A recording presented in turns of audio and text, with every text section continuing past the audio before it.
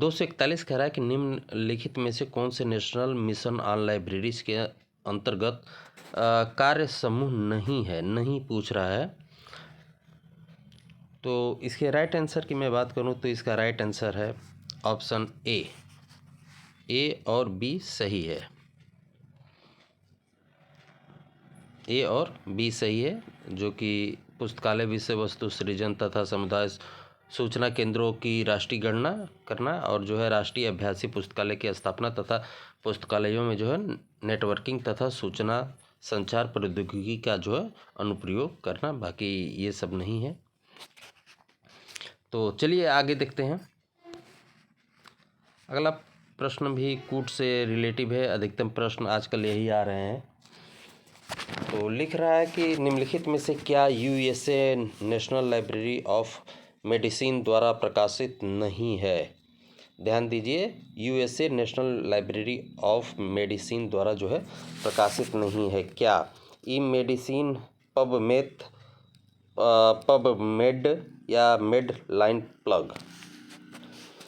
तो इसके right answer की मैं बात करूँ तो इसका राइट आंसर ए और बी ये दोनों जो है होगा। और ई मेडिसिन और पबमेड जो है USA national library of medicine द्वारा जो है प्रकाशित नहीं की जाती है, बाकी ये दोनों जो है प्रकाशित की जाती है, ध्यान में रखिए। आगे देखते हैं। अगला प्रश्न है हमारा है कि निम्नलिखित में से किस प्रकार के प्रकाशन आईएसबीएन में जो है शामिल होते हैं। किस प्रकार के प्रकाशन जो है आईएसबीएन में शामिल किए जाते हैं। ऑप्शन है ए कह रहा है कि पाठ्य पुस्तकों की गाइड्स, मानचित्र, अवधि पत्रिका का प्रथम अंक। डी कह रहा है कि अवधि पत्रिकाओं के पिछले खंड यानी कि वॉल्यूम्स की बात हो रही है। तो इसके राइट आंसर की मैं बात करूं तो इसका राइट आंसर ऑप्शन सी है, अवधि पत्रिका का प्रथम अंक जो है शामिल जो है किए जाते हैं। The first issue of the periodicals के जो है आईएसबीएन में शामिल होते हैं। आगे देख लेते हैं। आगे कह रहा है कि भारतीय अवधि साहित्य की अनुक्रमणिका इंडेक्स इंडियाना का संकलन किसके द्वारा जो है किया जाता है। ए कह रहा है कि central reference library Kolkata. B कह रहा है कि सेंट्रल लाइब्रेरी ऑफ इंडिया, निष्क्रिय या आइसली। बताइए किसके द्वारा जो है किया जाता है। तो इसके राइट आंसर की बात करूँ तो राइट आंसर ऑप्शन ए है, सेंट्रल रेफरेंस लाइब्रेरी कोलकाता, जो कि भारतीय आवधिक साहित्य की अनुक्रमणिका इंडेक्स इंडियाना का संकलन किया जा रहा है। इंडेक्स इंडियाना जो है 1977, ये भी डेट नोट करिए आप, 1977 से जो है आया और इसका प्रकाशन 1981 में हुआ। यह जो है क्वार्टरली जो है प्रकाशित होता है और इसे जो है 3 भागों में जो है बांटा जाता है, क्लासिफाइड का पार्ट और जो है सब्जेक्ट इंडेक्स और ऑथर इंडेक्स। जबकि नेशनल लाइब्रेरी ऑफ इंडिया की स्थापना 1948 में की गई, जिसका मुख्यालय जो है पहले ही बता रखा है कोलकाता में है। और निष्क्रिय जो है 2000 में गठन हुआ। इसका 2 संस्थाओं को मिला के, इंसडॉक और इंस्कॉम को जो है मिला के 2 संस्थाओं का गठन किया गया, जिसका मुख्यालय जो है नई दिल्ली में है। आइस लीग की अगर बात करूं तो आइस लीग की स्थापना 1955 में एच होरा के द्वारा जो है की गई थी। ये देखते हैं। अगला प्रश्न कह रहा है कि भारत का राष्ट्रीय पुस्तकालय वर्ष में कितने दिन जो है खुला रहता है। ऑप्शन आपके हैं, ए कह रहा है कि 350 दिन, बी कह रहा है 360, सी कह रहा है 362 या डी 365 दिन। तो राष्ट्रीय पुस्तकालय जो है सब साल में जो है 362 दिन जो है खुला रहता है। और जो राष्ट्रीय पर्व होता है, राष्ट्रीय पर्व 3 ही है, स्वतंत्रता दिवस, गणतंत्र दिवस और 2 अक्टूबर, ये 3 दिन ही बंद रहता है, बाकी सभी दिन जो है खुला रहता है। तो इसके राइट आंसर की बात की जाए तो right answer option C is correct. आगे देखते हैं। अगला प्रश्न कह रहा है कि निम्नलिखित में से कौन सा प्रकाशन केंद्रीय संदर्भ पुस्तकालय कोलकाता द्वारा जो है किया जाता है। ऑप्शन है ए इंडेक्स इंडियाना, बी कह रहा है लाइब्रेरी हेराल्ड, सी इंडेक्स इंडियाना या डी लाइब्रेरी टुडे। बताइए। तो केंद्रीय संदर्भ पुस्तकालय कोलकाता द्वारा जो है इंडेक्स इंडियाना का जो है प्रकाशन किया जाता है। तो राइट आंसर ऑप्शन सी। आगे देखते हैं। आज थोड़ा जल्दी चलेंगे, कम से कम जो है 60 क्वेश्चंस को जो है कवर करेंगे, क्योंकि बहुत स्लो जो है चला जा रहा है। अगला प्रश्न है, भारत में जो है राष्ट्रीय पुस्तकालय सप्ताह जो है किस महीने में मनाया जाता है?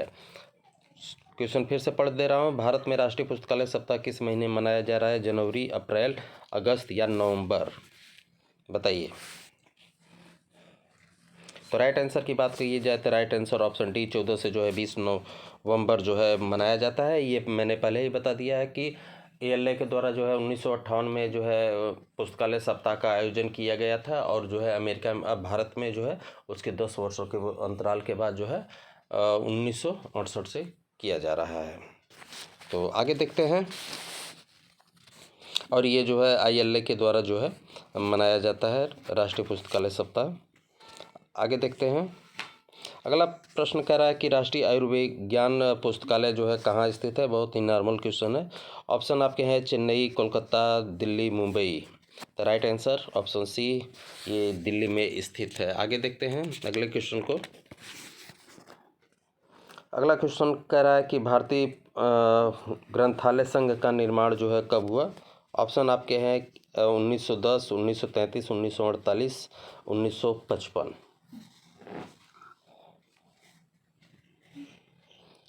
एम्स की अगर थोड़ी सी अगर मैं डेट बता दूं तो 1 अप्रैल जो है 1 अप्रैल 1966 से जो है 66 में इसकी स्थापना जो है की गई थी।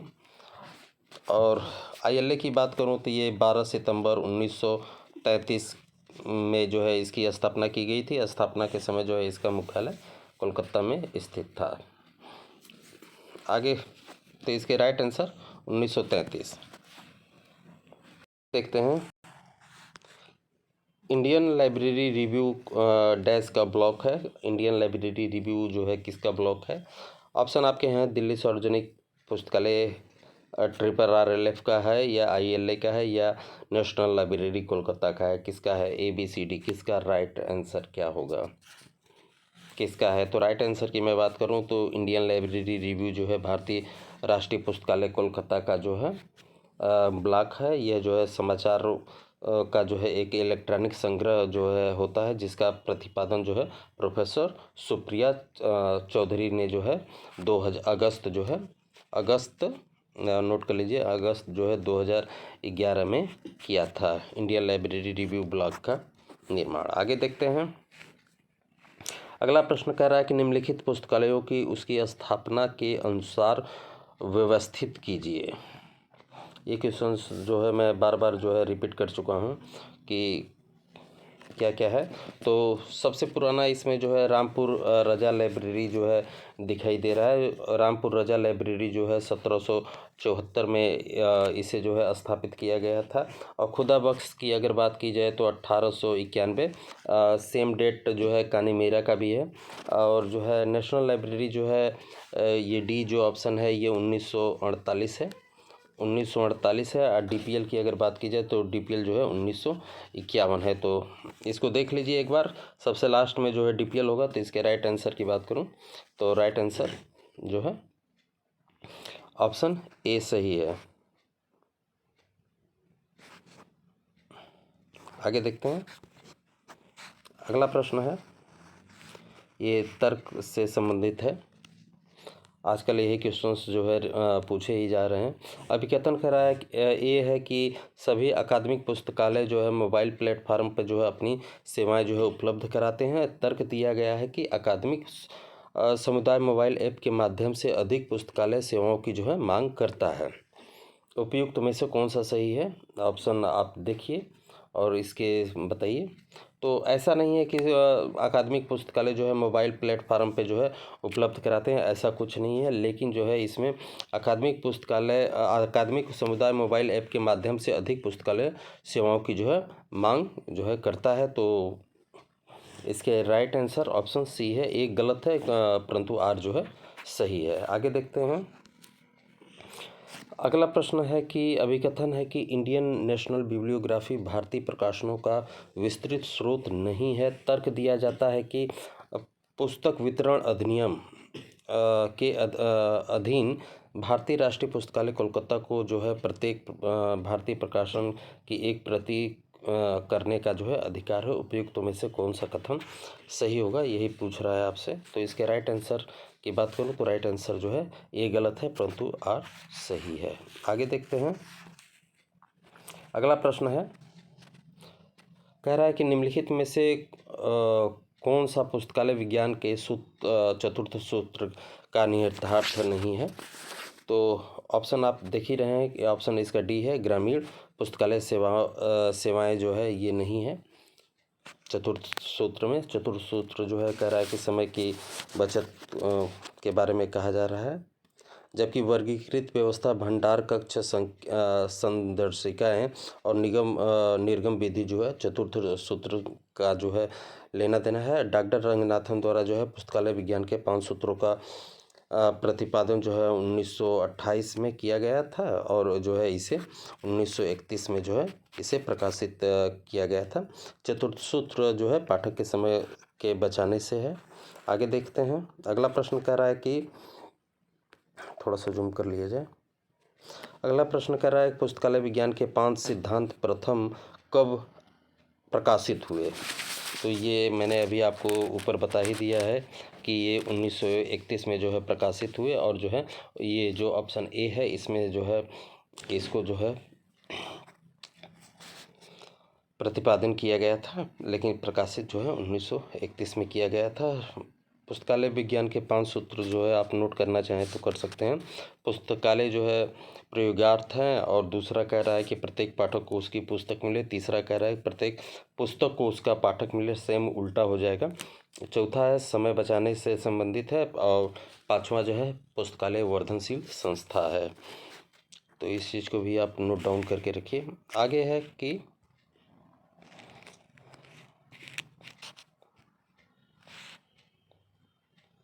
आगे कह रहा है कि पुस्तकालय विज्ञान के कौन से नियम के अनुसार यह कहा गया है कि पुस्तकालय बढ़ता है और अंतहीन बढ़ता है।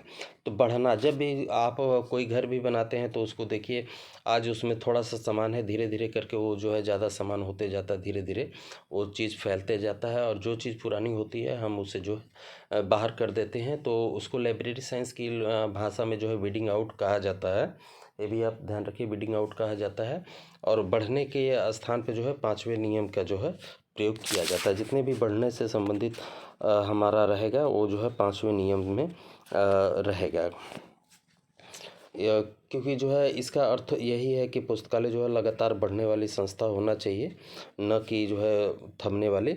और जो है विविध और जो है भौतिक वस्तुओं का जो है पुस्तकालय में जो है समय समय पे जो है इसको ग्रहण करते रहना चाहिए। आगे देखते हैं। अगला प्रश्न कह रहा है कि पुस्तकालय विज्ञान का कौन सा नियम, जिसे एस.आर. रंगनाथन द्वारा जो है प्रतिपादित किया गया था और OCLC रिसर्च ग्रुप द्वारा जो है जिसका पुनः निर्वाचन करें के रूप में किया गया था, बताइए।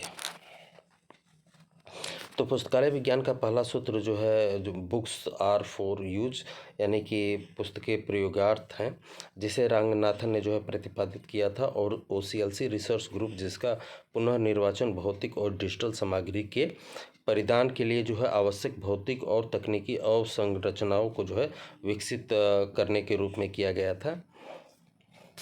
तो इस चीज़ को भी ध्यान रखिए। और रंगनाथन को जो है पुस्तकालय विज्ञान का पिता भी कहा जाता है। तो इसके राइट आंसर की मैं बात करूं तो इसका राइट आंसर है बुक्स आर फॉर यूज। आगे देखते हैं। अगला प्रश्न है कि डॉक्टर रंगनाथन के अनुसार पुस्तकालय विज्ञान का जो है निम्न में से कौन सा चौथा नियम है। तो समय बचाने के लिए जो है मैंने पहले ही इस चीज़ को कर दिया है। तो इसका राइट आंसर ऑप्शन ए है, समय से संबंधित है। और जो है समय की बचत से जो है कुछ टॉपिक को भी आप याद कर सकते हैं। वर्गीकरण और सूचीकरण करना जो है ये भी इससे जो है पाठक जो है जल्दी से जो है पुस्तक तक पहुंच जाता है वर्गीकरण सूचीकरण से, तो ये भी चौथे नियम में ही आएगा। पुस्तकें जो है आदान प्रदान करने में जो है ब्राउन व नेवार्क पद्धति का जो है अनुसरण करना चाहिए। आजकल कंप्यूटर द्वारा यानी कि जो बुक पे जो है बार कोड लेबल जो है लगाया जाता है, बहुत ही कम समय में जो है उसे लेन देन किया जा सकता है। ये भी समय ही बच रहा है। और जो है पुस्तकालय जो है की स्थापना जो है ऐसे स्थल पर करनी चाहिए जहाँ पर जो है पाठक जो है आने जाने में जो है कम समय लगे। ठीक है, ये चीज़ भी आप नोट डाउन करके रखिए। आगे देखते हैं, खुली प्रवेश प्रणाली जो है पहली बार किसके द्वारा जो है शुरू की गई थी। खुली प्रवेश प्रणाली जो है किसके द्वारा जो है शुरू की गई थी। ऑप्शन है स्टेट लर्निंग लाइब्रेरी, बी कह रहा है ब्रिटिश म्यूजियम, सी कह रहा है बोस्टन पब्लिक लाइब्रेरी, डी कह रहा है बिब्लियोथेक नेशनल। बताइए। तो यूनाइटेड किंगडम के जो है लंदन में ब्लू मर्सरी इलाके में जो है ब्रिटिश संग्रहालय जो है स्थित है, जो कि सार्वजनिक संस्था है और मानव इतिहास, कला और संस्कृति को जो है ये सम्मिलित करता है। और 8 मिलियन जो है कार्यों का जो है इसमें जो है रिकॉर्ड जो है रखा हुआ है। और यह मानव संस्कृति की कहानी की जो है शुरुआत से लेके वर्तमान तक की कहानियों को जो है दर्शाता है। यह विश्व का पहला सार्वजनिक राष्ट्रीय ग्रंथालय है जिसकी स्थापना जो है 1753 में की गई थी। तो इसका राइट आंसर ऑप्शन बी है। आगे देखते हैं, पुस्तकालय विज्ञान का 5वां नियम जो है निम्न है। पुस्तकालय विज्ञान का जो है 5वां नियम निम्न है। जितने भी लॉ से हैं इसमें जो है इस आपको जो है टोटल कवर होगा, टॉपिक वाइज मैं कवर कराऊंगा। तो इसके राइट आंसर की बात करूं तो राइट आंसर है ऑप्शन डी जो है पुस्तकालय एक वर्धनशील संस्था है। मैं बार बार इस चीज़ को रिपीट नहीं करूंगा। हाँ, आप एक चीज़ और नोट करना चाहें तो कर सकते हैं। पुस्तकालय विज्ञान का जो पाँचों कानून है ये जो है 1931 में आया था, लेकिन जो है इसमें जो सेकेंड एडिशन जो था इसका 1957 में आया था।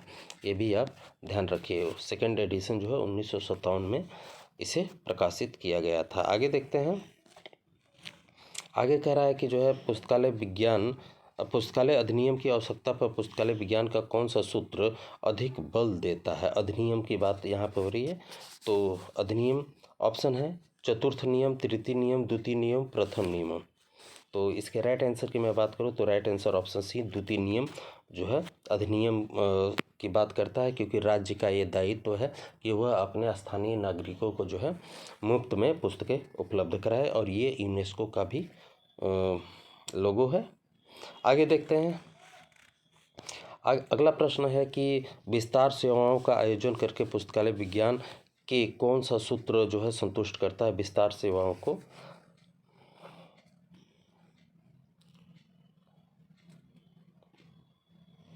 बताइए, पहला नियम, दूसरा नियम, तीसरा नियम या 5वां नियम। तो विस्तार सेवाओं को जो है सेकेंड लॉ जो है करता है, ऑप्शन बी। आगे देखते हैं, अगला प्रश्न कह रहा है कि जो है लाइब्रेरी विज्ञान का कौन सा सूत्र जो है पुस्तकालयों के विकास से संबंधित है। विकास से संबंधित है, यहाँ पे विस्तार है, यहाँ पे विकास है। ऑप्शन है चौथा नियम, दूसरा नियम, पहला नियम या 5वां नियम। तो राइट आंसर की बात करूं तो राइट आंसर है ऑप्शन डी, क्योंकि रंगनाथन ने जो है ऑर्गेनाइजिम यानी कि जैविक वस्तु जो है लाइब्रेरी को कहा है, अर्थात यह सिर्फ वृद्धि ही नहीं करता है बल्कि पुरानी सामग्रियों का जो है परित्याग भी करता है। मैंने पहले ही बताया। अब पुस्तकालय के जो है 3 प्रमुख तत्व होते हैं, पुस्तक, पाठक और कर्मचारी। ये भी आप याद रखिए। आगे देखते हैं, अगला प्रश्न कह रहा है कि ग्रंथालय विज्ञान का कौन सा सूत्र ग्रंथालय की असीम बढ़ोतरी दर्शाता है। असीम जो है बढ़ोतरी दर्शाता है।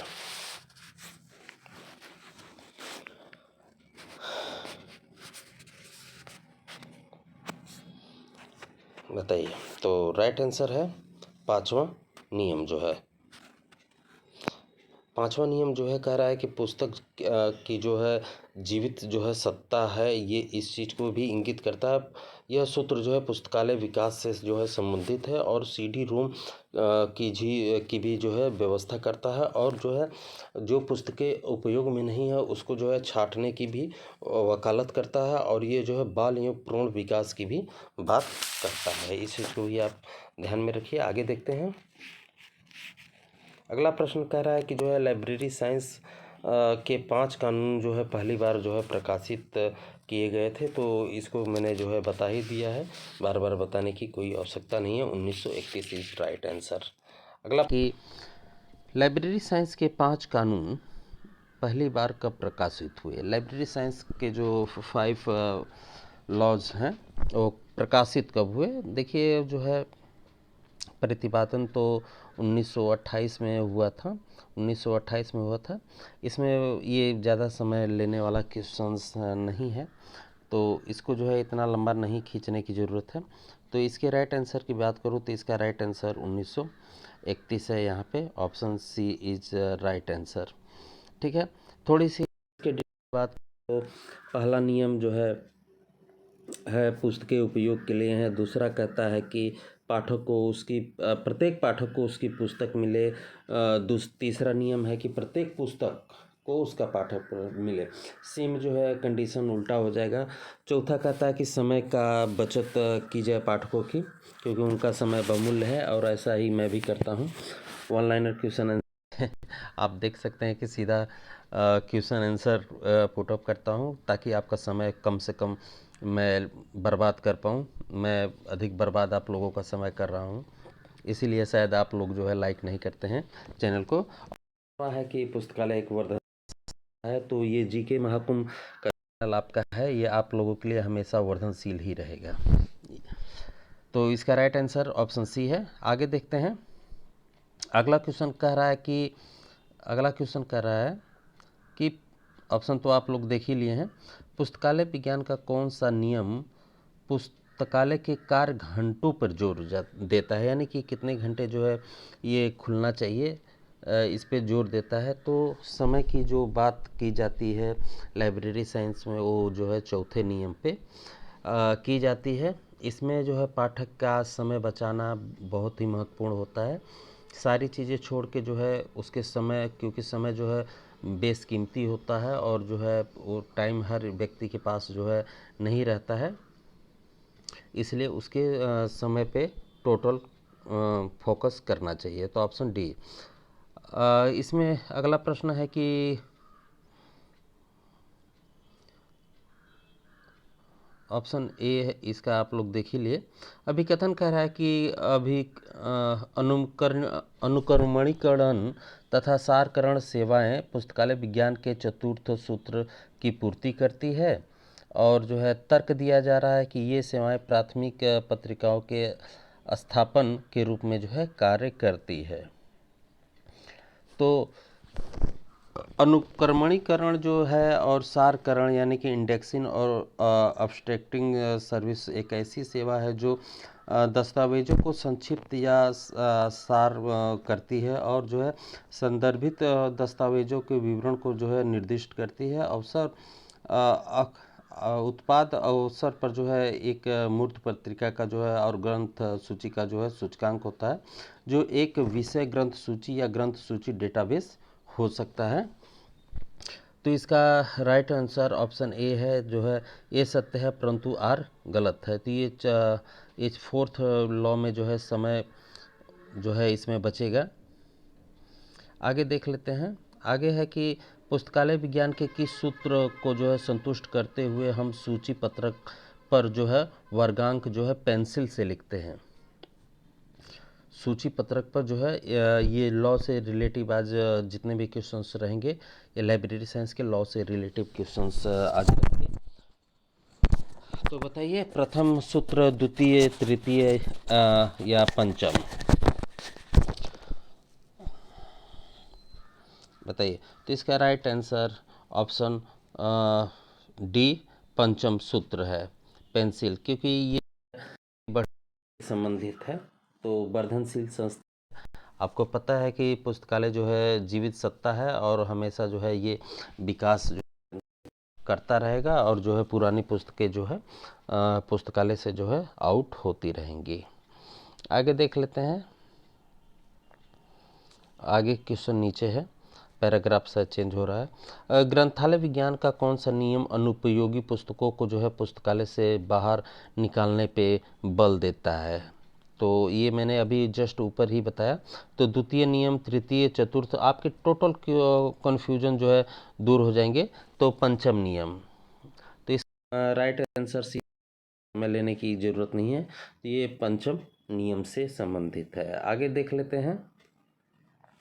अगला प्रश्न कह रहा है कि पुस्तकालय विज्ञान के किस नियम में बाल विकास एवं, ये पीढ़ी लिख दिया गया है, बाल विकास एवं युवा विकास पे जो है बल दिया गया है, बताइए। तो बाल विकास, क्योंकि आपको पता है कि पुस्तकालय निरंतर बढ़ता है, बालक जब छोटा रहता है तो वह जो है निरंतर बढ़ता ही रहता है। रंगनाथन महोदय ने जो है लाइब्रेरी को जो है ऑर्गेनिज्म जो है कह के संबोधित किया है। तो इसका मतलब यही है कि जो है निरंतर जो है बढ़ता रहेगा। तो इसका राइट आंसर जो है 5 है, option C is right answer. आगे देखते हैं। अगला प्रश्न है कि पुस्तकालय विज्ञान का चतुर्थ सूत्र है। ज़्यादा कुछ समझने वाली बात नहीं है, सीधा मैं आंसर दूंगा आपको। तो इसका राइट आंसर पाठक के समय की बचत हो। आगे देखते हैं। अगला प्रश्न कह रहा है कि अलमारियों की खुली पहुंच को जो है पूरा करने में कौन योगदान देता है? अलमारियों तक जो है खुली पहुंच जो है कौन योगदान देता है?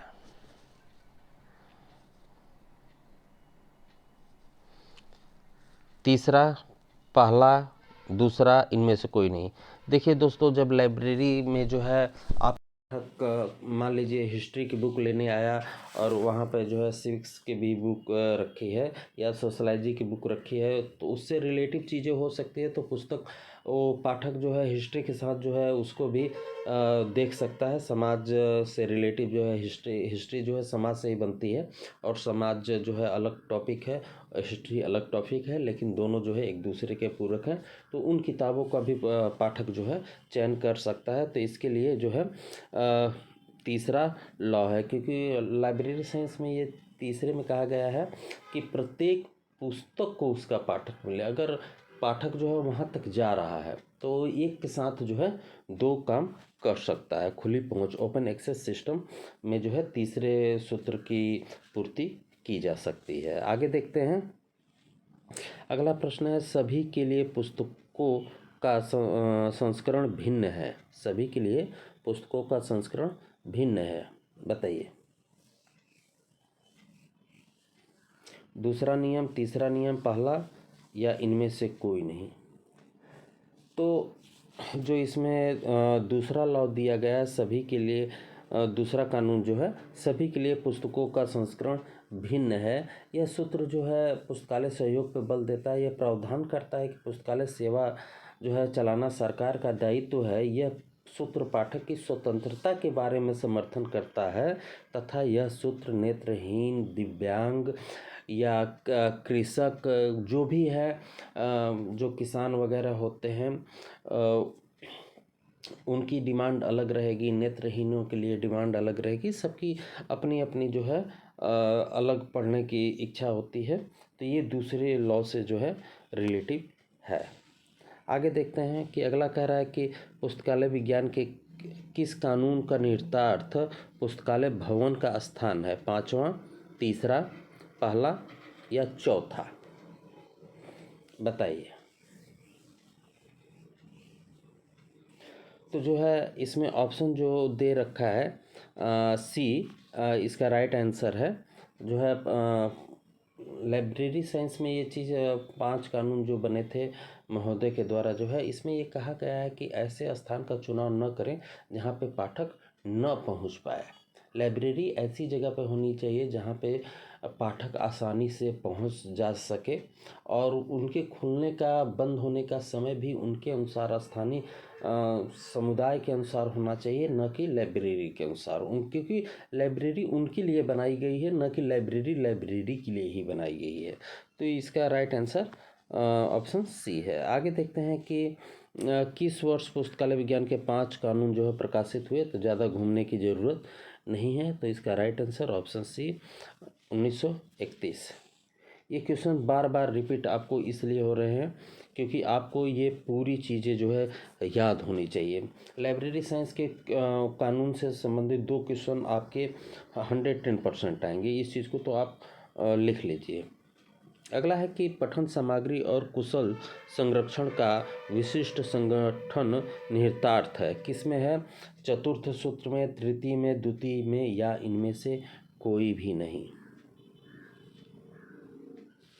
तो इसमें जो ऑप्शन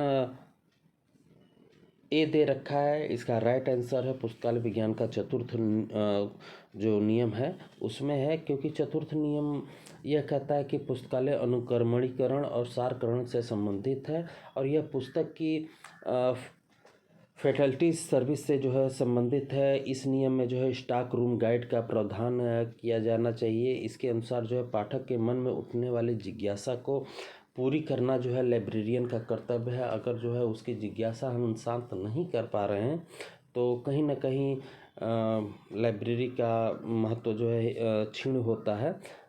ठीक है, तो इस चीज़ का जो है ध्यान रखना चाहिए। आगे देखते हैं अगला प्रश्न। ओह सॉरी, कितने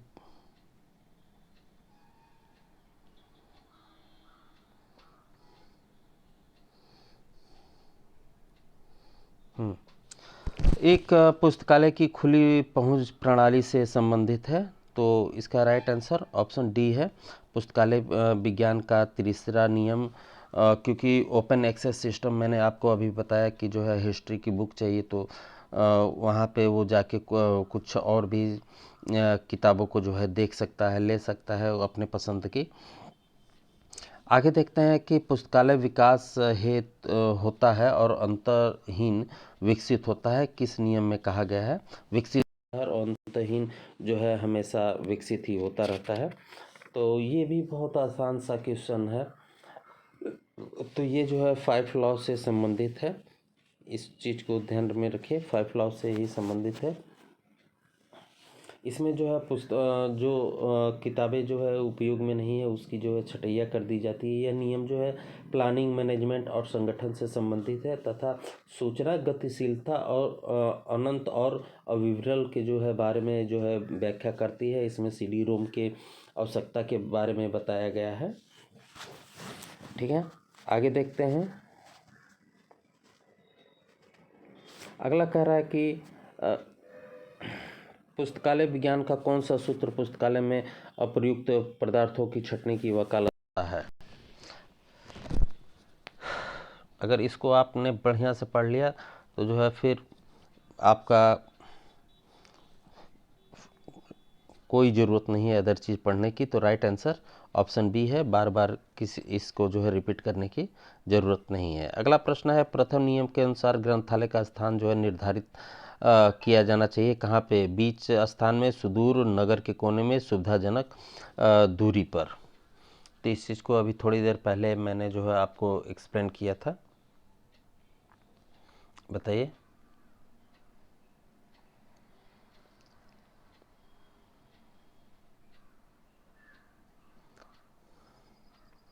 तो इसका राइट आंसर है बीच स्थान में, क्योंकि सभी जो है वहाँ तक जो है पहुँच पाएँ, यह जो है इस नियम पर आधारित है।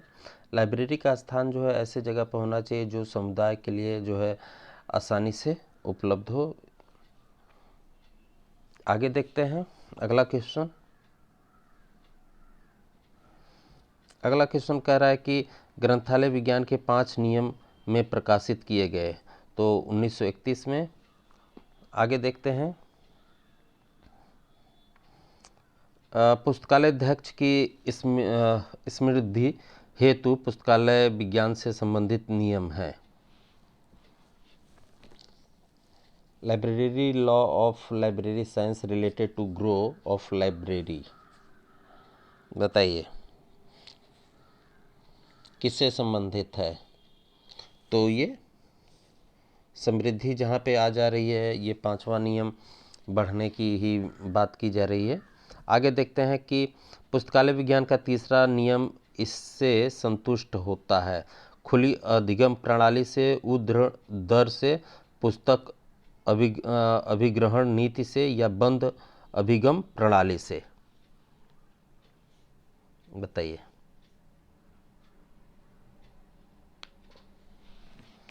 तो लाइब्रेरी साइंस का जो तीसरा नियम है, खुली जो है अधिगम प्रणाली से संबंधित है। मुक्त अधिगम प्रणाली में जो है पाठकों को अपनी पुस्तकों अन्य पाठ्य सामग्रियों को जो है निधानियों में से जो है स्वयं चयन करने की स्वतंत्रता होनी चाहिए। इससे जो है पुस्तकालय के उपयोग में जो है वृद्धि होती है और एक साथ जो है वो कई पुस्तकों को पढ़ सकता है, देख सकता है। इस प्रकार मुक्त अधिगम जो है तृतीय सूत्र का जो है अनुसरण करती है। तो इस चीज़ को भी ध्यान में रखिए आप। आगे देखते हैं। अगला प्रश्न कह रहा है कि पुस्तकालय विज्ञान के पांचवें उपसूत्र है, ये माफ़ कीजिएगा टाइपिंग मिस्टेक है। उपसूत्र के अनुसार पुस्तकालय एक वर्धनशील क्या है? जीव है, संस्था है, संगठन है, केंद्र है, क्या है? According to fifth law of library science, library is growing क्या? ऑर्गेनाइजिम, वह जो है जीव है। राइट आंसर ऑप्शन ए, क्योंकि निरंतर ये जो है वृद्धि करती रहती है, कर्मचारियों की संख्या में भी वृद्धि धीरे धीरे होती रहती है जैसे जैसे उसमें पुस्तकों की संख्या अधिक होती जाती है। तो आगे देखिए, इसमें जो है पुस्तकों की ही संख्या नहीं वृद्धि होती है बल्कि कर्मचारियों की भी संख्या में जो है वृद्धि होती है और पुस्तकालय का आकार भी बड़ा धीरे धीरे होता जाता है। अगला प्रश्न है, पुस्तकालय विज्ञान के किस सूत्र में बाल एवं युवा विकास की संकल्पना का विवेचन किया गया है? ये राजस्थान जेटीए का जो एग्ज़ाम हुआ था उसमें 2018 का यूनिवर्सिटी का जो है उसमें जो है ये क्वेश्चन जो है पुट अप हुआ है, बताइए। तो इसके राइट आंसर की बात करूं तो राइट आंसर जो है 5। आज सुबह की जो वीडियो वन लाइनर की बन रही थी उसमें भी ये क्वेश्चन पुट अप किया गया था कि पेंसिल से जो है कॉल नंबर लिखने का जो है प्रावधान जो है किस नियम को किया जाता है। तो पेंसिल का भी नाम आए तो यही रहेगा कि पांचवा नियम इसी से संबंधित रहेगा। आगे देखते हैं। अगला प्रश्न कह रहा है कि डॉक्टर रंगनाथन द्वारा प्रतिपादित पुस्तकालय विज्ञान का कौन सा सूत्र बच्चों, दृष्टिहीनों एवं अक्षमों, कारीगरों व नव साक्षरों, किसानों, मिल मजदूरों आदि को जो है सार्वजनिक पुस्तकालय परिधि में लगता है, परिधि में जो है लगता है। तो ऑप्शन पहले पढ़ दे रहा हूँ। पांचवा सूत्र, दूसरा, चौथा, प्रथम, बताइए। तो प्रत्येक पाठक की जहाँ पे बात आ जा रही है तो प्रत्येक पाठक का मतलब हो गया वह पाठक जो है कोई भी हो, उसमें जो है लिंग भेद या काले गोरे का भेद वगैरह वगैरह जो है किसी तरीके का जो है कोई भी भेदभाव नहीं होना चाहिए। ये सभी चीज़ें जो है लाइब्रेरी साइंस के जो है सेकेंड लॉस को जो है दर्शाती है, क्योंकि पढ़ने का अधिकार जो है सबको है, ये जो है आपको ध्यान में होना चाहिए। आगे देखते हैं। पुस्तकालय विज्ञान का द्वितीय सूत्र का उप परिणाम है, क्या है? द्वितीय सूत्र का उप परिणाम है क्या है, बताइए। सभी के लिए पुस्तकें, मुक्त पुस्तक सेवा, मुक्त पुस्तकालय सेवा या सभी जगह पुस्तकें? तो इसका राइट आंसर है, द्वितीय सूत्र है सभी के लिए जो है पुस्तक होनी चाहिए। मैंने पहले ही बताया शुरू में ही कि वह किसान रहेगा, तो सार्वजनिक पुस्तकालय में जो ग्रामीण क्षेत्रों में है तो किसान से रिलेटिव अगर किताब नहीं रहेगी तो किसान जाएगा नहीं। बुजुर्ग आते हैं तो उनको जो है धार्मिक किताबें या जो भी उनकी इच्छा हो, अगर बालक जा रहा है तो कॉमिक्स वगैरह इस तरीके की जो है पुस्तकों का जो है चयन वहाँ पे होना चाहिए। अगला प्रश्न देखते हैं। अगला प्रश्न कह रहा है कि पुस्तकालय विज्ञान का कौन सा आधारभूत सूत्र जोरदार तरीके से पुस्तकालय संग्रह के मुक्त प्रयोग की वकालत करता है, यानी कि ओपन एक्सेस सिस्टम कौन जो है वकालत करता है। ऑप्शन आपके हैं कि प्रथम सूत्र, द्वितीय सूत्र, तृतीय या चतुर्थ, बताइए।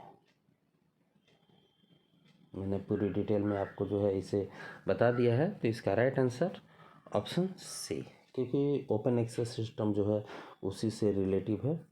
तो आगे देखते हैं। आगे कह रहा है कि पुस्तकालय विज्ञान के 5 नियम पुस्तक के प्रकाशक कौन हैं? कलकत्ता विश्वविद्यालय, भारतीय पुस्तकालय संगठन, मद्रास पुस्तकालय संगठन या मद्रास विश्वविद्यालय। 5 सूत्र जो है प्रकाशक कौन है? तो इसका राइट आंसर है मद्रास पुस्तकालय संगठन। रंगनाथन की किताब जो है 1928 में प्रतिपादन किया गया था और इसे 1931 में प्रकाशित किया गया था, और सेकेंड एडिशन जो था वो 1957 में सेकेंड एडिशन जो था 1957 में आया था। 5 लाइब्रेरी साइंस की प्रस्तावना जो है PS शिवा स्वामी अय्यर और भूमिका जो है WCB शेयर्स ने के द्वारा जो है लिखी गई थी। इन सूत्रों का प्रतिपादन जो है मीनाक्षी कॉलेज जो है कि अन्नामलाई नगर में किया गया था, और प्रकाशक जो है मद्रास पुस्तकालय संगठन था। आगे देखते हैं। अगला प्रश्न है कि पुस्तकालय विज्ञान के द्वितीय सूत्र का उपसाध्य क्या है? द्वितीय सूत्र का जो है उपसाध्य क्या है? तो सभी के लिए पुस्तकें, ज़्यादा कुछ है नहीं इसमें। आगे देखते हैं। ये जो है मिलान करना है, इसमें जो है कौन सा सही है क्या है, तो इसको देखते हैं। सूची है 1 और 2 सूची यहाँ पे जो है दी गई है। अब्लिगेशन ऑफ स्टेट प्रथम law, self arrangement and catalogue, open access and self arrangement, पुस्तकालय स्थान या समय, इसको जो है मिलान करना है। और इसकी मैं बात करूं तो ये जो है प्रश्न जो है UGC में जो है पूछा जा चुका है, UGC में जो है पूछा जा चुका है। तो इसके राइट आंसर की मैं बात करूं तो ऑब्लिगेशन ऑफ द स्टेट जो है ये सेकेंड लॉ से जो है संबंधित है, क्योंकि ये जो है राज्य का जो है दायित्व है। और सेल्फ अरेंजमेंट एंड कैटलॉग जो है ये चतुर्थ सूत्र से है, क्योंकि जो है समय कैसे बचेगा अगर कैटलॉग जो है आपका सही नहीं रहेगा। और ओपन एक्सेस तो आपको बार बार बता दिया है कि ये ओपन तृतीय लॉ से रहेगा। पुस्तकालय का स्थान या समय जो है स्थानीय प्राधिकरण के अनुसार होना चाहिए, तो ये है। ये मिलान आप कर लीजिएगा, इसमें मैंने आंसर बता ही दिया है आपको। तो आगे देखते हैं। अगला प्रश्न है कि ग्रंथालय विज्ञान का वह कौन सा सूत्र है जिसने सूचना पर पुनः जोर देते हुए कहा कि सूचना एक गतिशील, अविच्छनक और कभी न खत्म होने वाला जो है प्रसंग है। तो इसके राइट आंसर की बात करूं तो इसका राइट आंसर जो है 5वां नियम है। आगे देख लेते हैं। अगला कह रहा है कि जो है ये भी सुम्मिलित ही करना है कि कौन किससे जो है मिलान हो रहा है। तो प्रथम पुस्तकालय विज्ञान का प्रथम नियम, द्वितीय, तृतीय, चतुर्थ जो है इधर बी साइड से जो है इसको जो है मिलाना है। तो प्रथम नियम जो है कह रहा है, तो प्रथम नियम जो है वेब संसाधनों पे जो है आधारित होना चाहिए। और जो है द्वितीय सूत्र मुक्त अधिगम पहल जो है कहता है, मुक्त अधिगम पहल। और तीसरा जो है कह रहा है कि सर्च इंजन यो विषय गेटवे। और वास्तविक समय अधिगम। तो इसको जो है मिलान कर लीजिएगा आप एक बार। इसका राइट आंसर ऑप्शन ए है। आगे देखते हैं। इसका राइट आंसर आप देख ही लिए कि बी है। क्वेश्चन मैं पढ़ दे रहा हूँ। ग्रंथालय विज्ञान का कौन सा सूत्र भाषित करता है कि मानव वृद्धि एवं विकास के लिए सूचना का मूलभूत निवेश है? तो इसका राइट आंसर ऑप्शन बी। आगे देखते हैं। आगे कह रहा है कूट दिया गया है। अभिकथन कह रहा है कि ग्रंथालय विज्ञान का प्रथम सूत्र जो है ग्रंथालय उपयोग के लिए है कि स्वीकृति ने वर्तमान डिजिटल वातावरण में दूरगामी जो है परिवर्तन लाया। तर्क दिया जाता है कि ऑनलाइन अधिगम, मुक्त अधिगम, वर्चुअल संदर्भ इस स्वीकृति का परिणाम है। इसमें क्या जो है सही होगा? तो ऑप्शन डी जो है इसमें जो है सही है। ए और बी, आर जो है दोनों इसमें सही है। आगे दे रहा है कि ग्रंथालय विज्ञान के सूत्रों को उनके निहितार्थ के साथ जो है सम्मिलित कीजिए। ये फर्स्ट और सेकंड को जो है किया जा रहा है। तो इसमें दिया है पुस्तकालय की स्थिति, राज्य का दायित्व, प्रचार, पुस्तकालय स्टाफ की शक्ति। तो पुस्तकालय की स्थिति जो है प्रथम नियम के अनुसार जो है होना चाहिए, कहाँ पे है वगैरह वगैरह। राज्य का दायित्व जो है दूसरा नियम में जो है कहा गया है। और प्रचार जो है तीसरे नियम में कहा गया है, क्योंकि जब लोगों को पता ही नहीं रहेगा तो क्या पता चलेगा। और पांचवा नियम पुस्तकालय का स्टाफ की शक्ति। तो इसे भी आप मिलान कर लीजिएगा, मैंने बता ही दिया है आपको। निम्नलिखित का जो है मिलान करना है, ये भी नीचे जो है कोड दिया गया है, उसको जो है कर लीजिएगा, मैं बता दे रहा हूँ। पुस्तकें उपयोग के लिए है, पुस्तकें जो है उपयोग के लिए हैं। तो ये जो है लंबे कार्य घंटे पर जो है जोर देता है। और जो है प्रत्येक पाठक को अपनी पुस्तक मिले तो सूचना और ज्ञान का एक्सेस करने की स्वतंत्रता इसमें है। भाई जाएगा तभी तो उसे जो है ज्ञान, नॉलेज प्राप्त होगा। सी कह रहा है कि प्रत्येक पुस्तक का अपना पाठक हो, तो ये संदर्भ पटल से संबंधित है। और ग्रंथालय विकसित होता संस्थान है, तो भावी आवश्यकताओं के अनुकूल बसना। ये भी आप मिलान कर लीजिएगा और इसका ऑप्शन ए सही है। तो ये कूट यहाँ पे दिया गया है कि अभिकथन कह रहा है कि पुस्तकालय विज्ञान के 5 नियम मानकीय सिद्धांत हैं जो पुस्तकालय अध्यक्षों के सम्मुख किसी भी समस्या से निपटने में सक्षम है। तर्क दिया जा रहा है कि मानकीय सिद्धांतों को न सिर्फ कुछ करने के सही तरीका माना जाता है, अपितु दैनिक पुस्तकालय प्रचलन में नियमों या मानकों को भी निर्धारित किया जाता है। इसमें क्या सही है? तो इसका राइट आंसर ऑप्शन डी है। ए और आर दोनों सही है। आगे है कि एस आर रंगनाथन द्वारा लिखी गई प्रथम पुस्तक निम्नलिखित में से कौन है? तो 5 लॉ ऑफ लाइब्रेरी साइंस है। इसमें ज़्यादा कुछ बताने की ज़रूरत नहीं है। आगे देखते हैं। अगला प्रश्न कह रहा है कि डॉक्टर रंगनाथन द्वारा प्रतिपादित पुस्तकालय विज्ञान का कौन सा सूत्र जो बच्चों, दृष्टिहीन यो अक्षमरों, ये तो क्वेश्चन शायद ऊपर में आया हुआ है। का पहला प्रश्न है कि ओसीएलसी की शोध रिपोर्ट के अनुसार अपने समुदाय और उनकी आवश्यकताओं को जाने रंगनाथन के किस नियम का जो है पुनः व्यवस्थापन है? ऑप्शन आपके हैं कि पहला नियम, दूसरा नियम, तीसरा और चौथा नियम। क्या होना चाहिए? तो इसका जो है ओसीएलसी द्वारा जो है शोध रिपोर्ट के अनुसार जो है अपने समुदाय और उनकी आवश्यकताओं को जाने, ये दूसरा नियम में वर्णित है। क्योंकि जो है दूसरा नियम कह रहा है कि प्रत्येक पाठक को जो है उसकी पुस्तक मिलनी चाहिए, ये जो है उसका अधिकार है। तो ये चीज़ आप ध्यान में रखिए।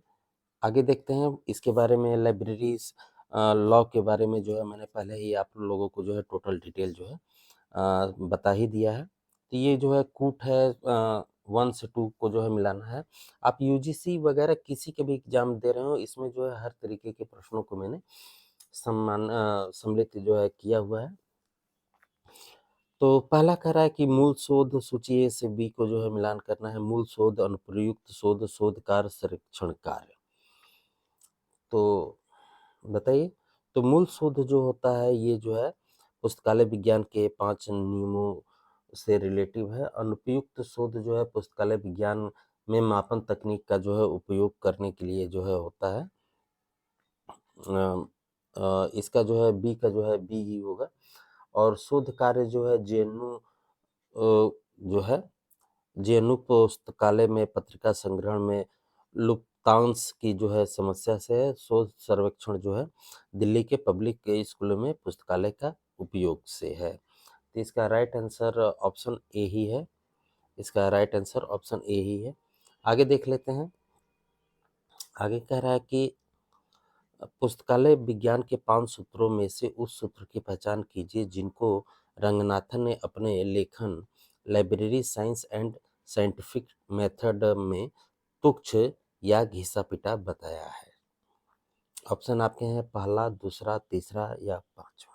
किसमें जो है बताया है? तो इसका राइट आंसर है 5 लॉ। इसे जो है रंगनाथन ने जो है तुच्छ भी कहा है और जो है घिसा-पिटा भी बताया है। और लाइब्रेरी साइंस के बारे में टोटल चीज़ें मैंने आपको पहले ही बता दिया है कि 28 में प्रतिपादन, 31 में प्रकाशित वगैरह। तो इसके पहले वाले वीडियो में बार-बार समय जो है उसके बारे में कह के मैं नहीं नुकसान करना चाहता आपका। अगला प्रश्न है एसआर के अनुसार रंगनाथन यदि कैनन और सिद्धांत के बीच कोई संघर्ष उत्पन्न होता है तो इसे किस अपील के द्वारा जो है हल किया जाना चाहिए? सिद्धांत के द्वारा, नियम के द्वारा, 5 कानून के द्वारा या अभिधारणाएं के द्वारा? किसके द्वारा जो है किया जाना चाहिए? तो इसका राइट आंसर ऑप्शन सी है। 5 कानून जो 5 लॉ ऑफ है उसी के द्वारा जो है अपील की जानी चाहिए। According to S R Ranganathan, if any confusion, अगर वो कुछ भी हो रहा है तो उसके बारे में जो है 5 नियम जो हैं उससे जो है हम उसको सॉल्व करने की कोशिश करते हैं। तो ऑप्शन सी इसका है। अगला प्रश्न है कि पुस्तक पाठकों की शुरुआत का मतलब क्या होता है? पाठकों की शुरुआत का मतलब क्या होता है? इसे थोड़ा-सा बड़ा कर लिया जाए। बताइए। एबीसीडी, बिगिनर, अंडरस्टैंडिंग, ऑर्गेनाइजेशन या नॉलेज, क्या होता है? तो इसका राइट आंसर है ओरिएंटेशन होता है। ऑप्शन सी इसका राइट आंसर है। आगे देखते हैं। अगला प्रश्न है कि अ, उपयोगकर्ता अध्ययन के तरीके क्या-क्या हैं? उपयोगकर्ता का मापन, उपयोगकर्ताओं का सर्वेक्षण, सामुदायिक प्रोफाइल या उपयुक्त सभी? बताइए। तो इसका राइट आंसर है ऑप्शन डी, उपयुक्त सभी। आगे देखते हैं। अगला प्रश्न कह रहा है कि जो पुस्तकालय का उपयोग करते हैं उन्हें कहा जाता है, जो पुस्तकालय का उपयोग करते हैं उन्हें क्या कहा जाता है? पुस्तकालय के सदस्य, पुस्तकालय के पाठक, पुस्तकालय के उपयोगकर्ता या पुस्तकालय के विद्वान?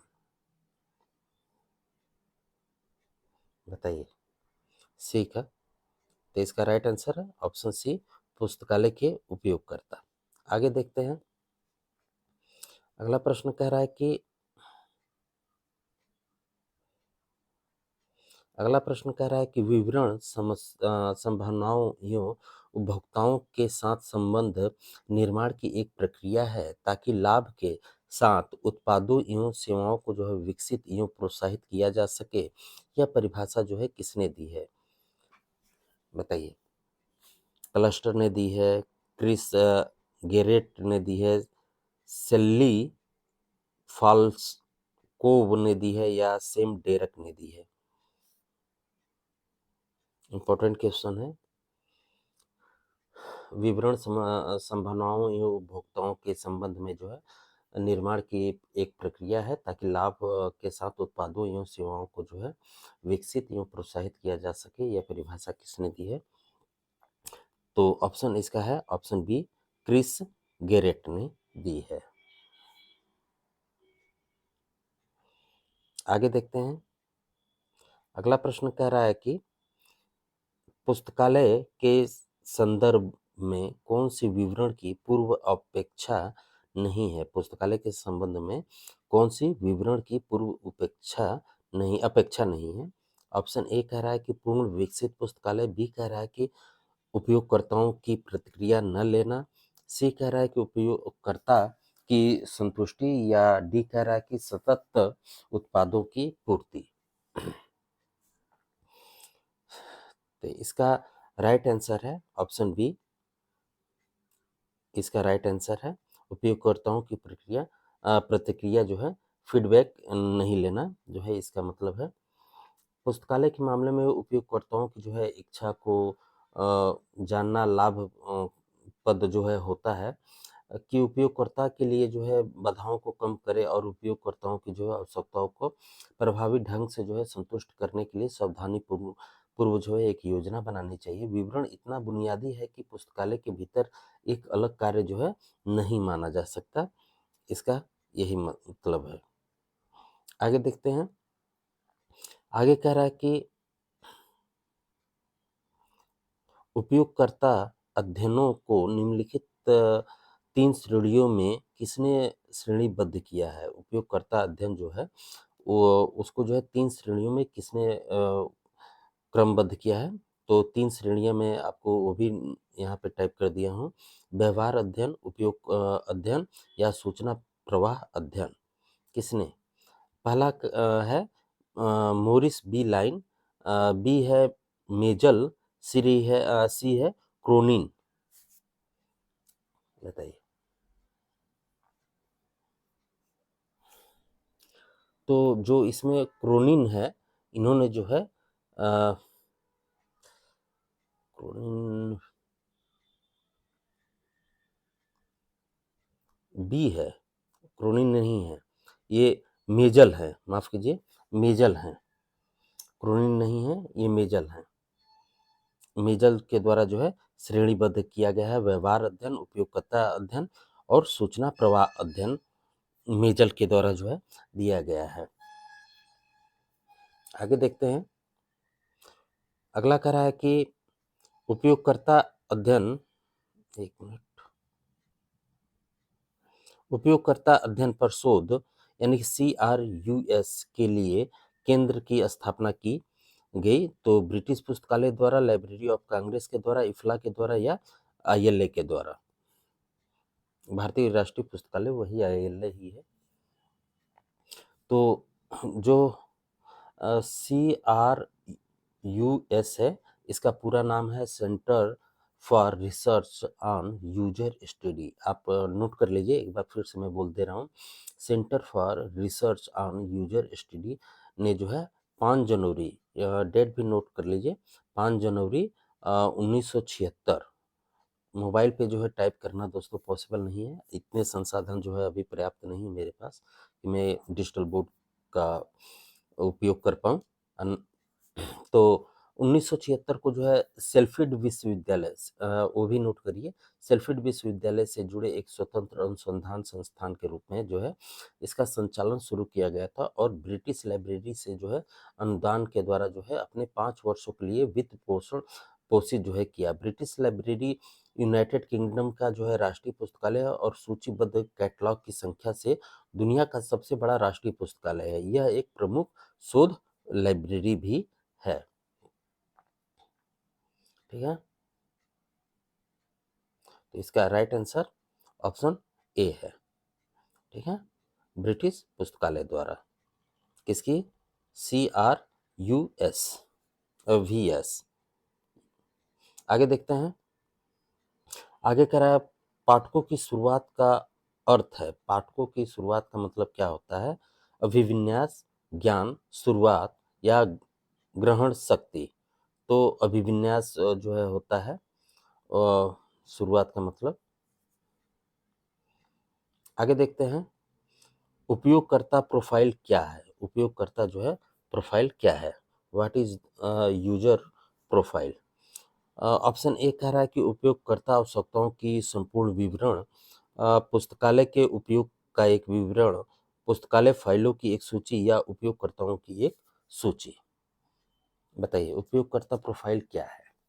तो इसका राइट आंसर है उपयोगकर्ता आवश्यकताओं की सूचना विवरण। उपयोगकर्ता प्रोफाइल से तात्पर्य पाठक जो होते हैं उनकी पसंद नापसंद, पाठक के नाम, पता इत्यादि के जो है बारे में सूचना जो है उसमें प्रोवाइड की जाती है, जो पुस्तकालय अध्यक्षों को जो है पाठकों के बारे में सूचना प्रदान करता है। जब कोई उपयोगकर्ता प्रथम बार जो है पुस्तकालय में सदस्य बनता है तो वहाँ आता है तो उसे ये सूचना मांगी जाती है। आगे देखते हैं। आगे कह रहा है कि निम्नलिखित उपयोगकर्ता केंद्रित मूल्यांकनों के सबसे उपयुक्त घटकों को पहचान कीजिए जो डी इलिज के अनुसार उन्हें सूचना सेवाओं और तंत्रों के अन्य मूल्यांकनों से अलग करता है। ऑप्शन आपके हैं कि ए कह रहा है कि सूचना सेवाओं और तंत्रों और उनके प्रचालन पर्यावरण पर जो है केंद्रित करना। बी कह रहा है कि उस प्रचलित पर्यावरण में काम करने वाले सूचना पेशेवरों के मूल्यांकनों के उत्तरदायित्व को जो है निभाना। सी कह रहा है कि मूल्यांकन की अभिवृत्ति सूचना सेवाओं और तंत्र को सुधारने की हो और निश्चित तौर पर गुणवत्तात्मक, संग्रात्मक, लघु स्तरीय और निदानात्मक प्रवृत्ति की होनी चाहिए। डी कह रहा है कि सूचना प्रबंध कीमत में लाभ विश्लेषण के साथ गैर समग्र संख्यात्मक पर जो है बल वृद्धि स्तर और दीर्घ मूल्यांकन उपागम पर जो है ध्यान केंद्रित करना चाहिए। उपयोगकर्ता केंद्रित मूल्यांकनों के बारे में यहाँ पे क्वेश्चन आपसे पूछा जा रहा है और जो है इसका कूट जो है नीचे दिया हुआ है, कौन सा जो है सही क्रम होना चाहिए। तो इसका राइट आंसर जो है ऑप्शन बी है। इसका राइट आंसर ऑप्शन बी है। आगे देखते हैं। अगला कह रहा है कि क्वेश्चन थोड़े लॉन्ग है। उपयोगकर्ता की आवश्यकताओं का अध्ययन करने के लिए जो है समानता प्रयोग में किए जाने वाले उपागमों से निम्नलिखित में से कौन सा उपागम जो है सबसे अधिक रहेगा, पहचान कीजिए। पहला कह रहा है कि प्रयोगकर्ता अपनी समस्याओं का विश्लेषण करते हैं या निर्णय लेते हैं। प्रयोगकर्ता को उनकी आवश्यकताओं के विषय में बताए गए कथनों का संकलन। बी कह रहा है कि पिछले प्रयोगों का परीक्षण करना और मान लेना कि भविष्य में ऐसा ही होगा। 3 कह रहा है कि उपयोगकर्ता का मानवीय मूल्यों के प्रति दृष्टिकोण तथा उनके पूर्व कथनों का अध्ययन राष्ट्र निर्माण में उपयोक्ताओं के योगदान का प्रयोग। तो इसमें जो है कूट दिया हुआ है, ये जो मिलान करना है इसका। तो इसमें दो ही जो है सही है, प्रयोग जो है दो ही सही हैं। एक तो है प्रयोगकर्ता अपनी समस्याओं का क्या विश्लेषण करते हैं या निर्णय लेते हैं, और जो है दूसरा जो है पिछले प्रयोग का परीक्षण करना और मान लेना कि भविष्य में ऐसा भी होगा। तो इसका राइट आंसर जो है ऑप्शन बी सही है। आगे देखते हैं। आगे कह रहा है कि उपयोगकर्ता के सूचना खोज व्यवहार को जानने की पद्धति को जो है क्या कहा जाता है। उपयोगकर्ता अध्ययन, संचार अध्ययन, उपयोगकर्ता व्यवहार अध्ययन या उपयोगकर्ता शिक्षा। तो इसका राइट आंसर है उपयोगकर्ता जो है अध्ययन कहा जाता है। आगे देखते हैं। आगे कह रहा है कि इनमें से क्या उपयोगकर्ता अध्ययन का प्रयोज्य नहीं है।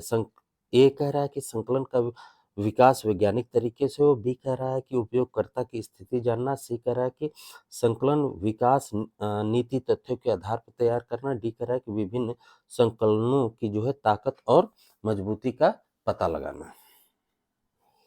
बताइए।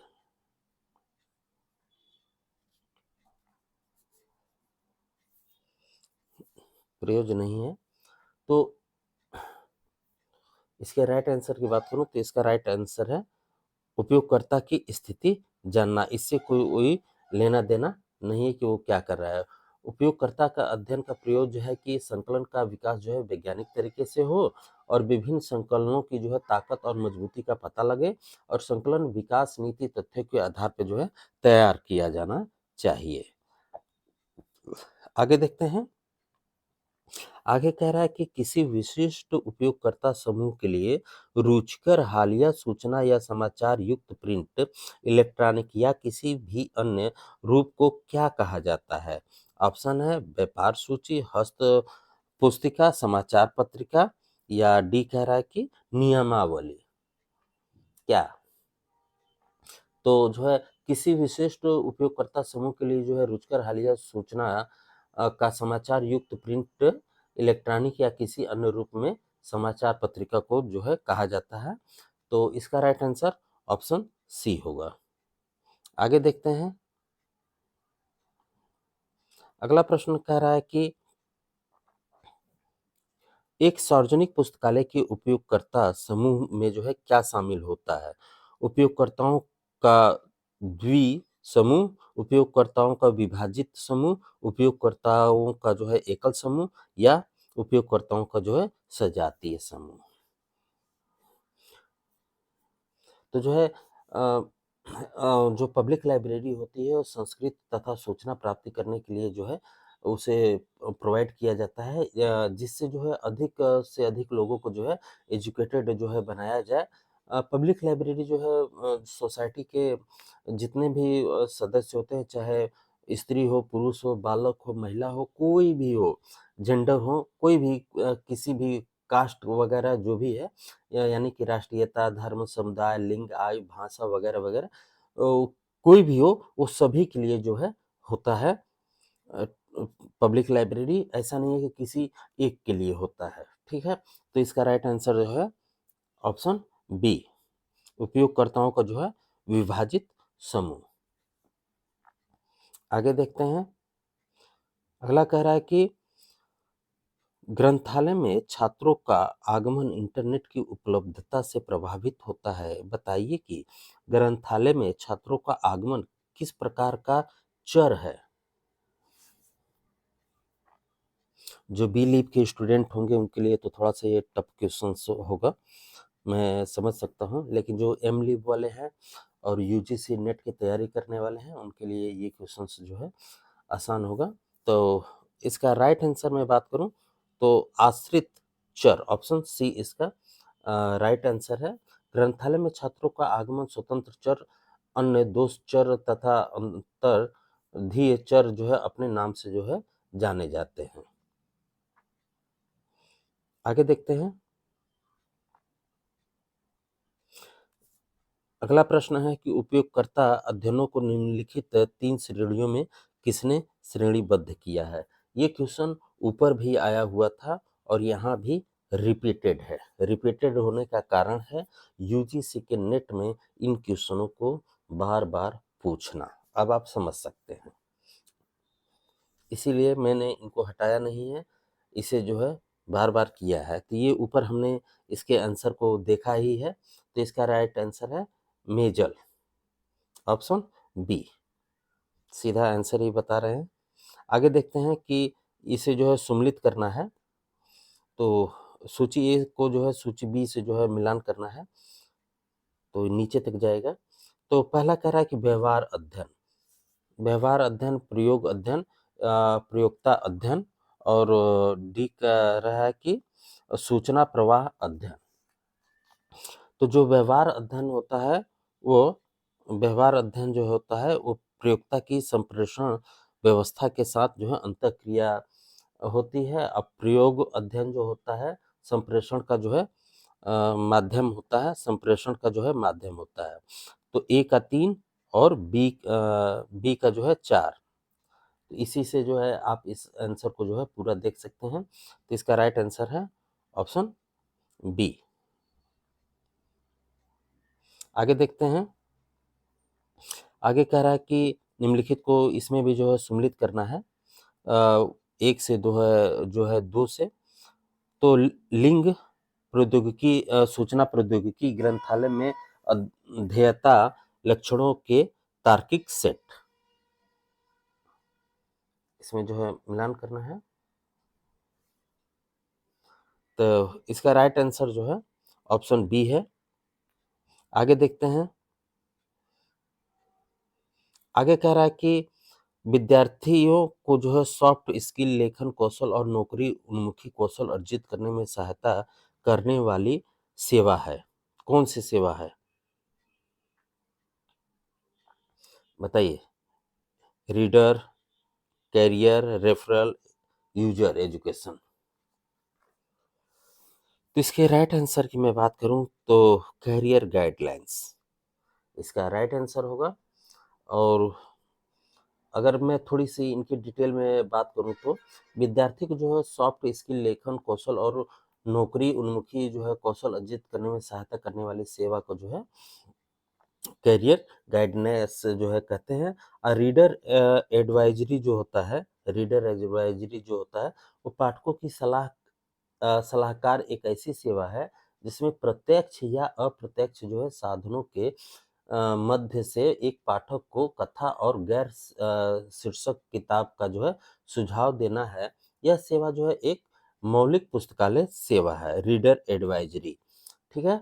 और इसमें जो रेफरल सेवा दी गई है ऑप्शन में, रेफरल सेवा एक प्रकार की संदर्भ सेवा है जिसमें एक सूचना साधक होती है। लाइब्रेरी के बाहर किसी एजेंसी या विशेषज्ञ को जो है निर्देशित किया जाता है, जहाँ से जानकारी मिलती है, प्राप्त किया जा सकता है।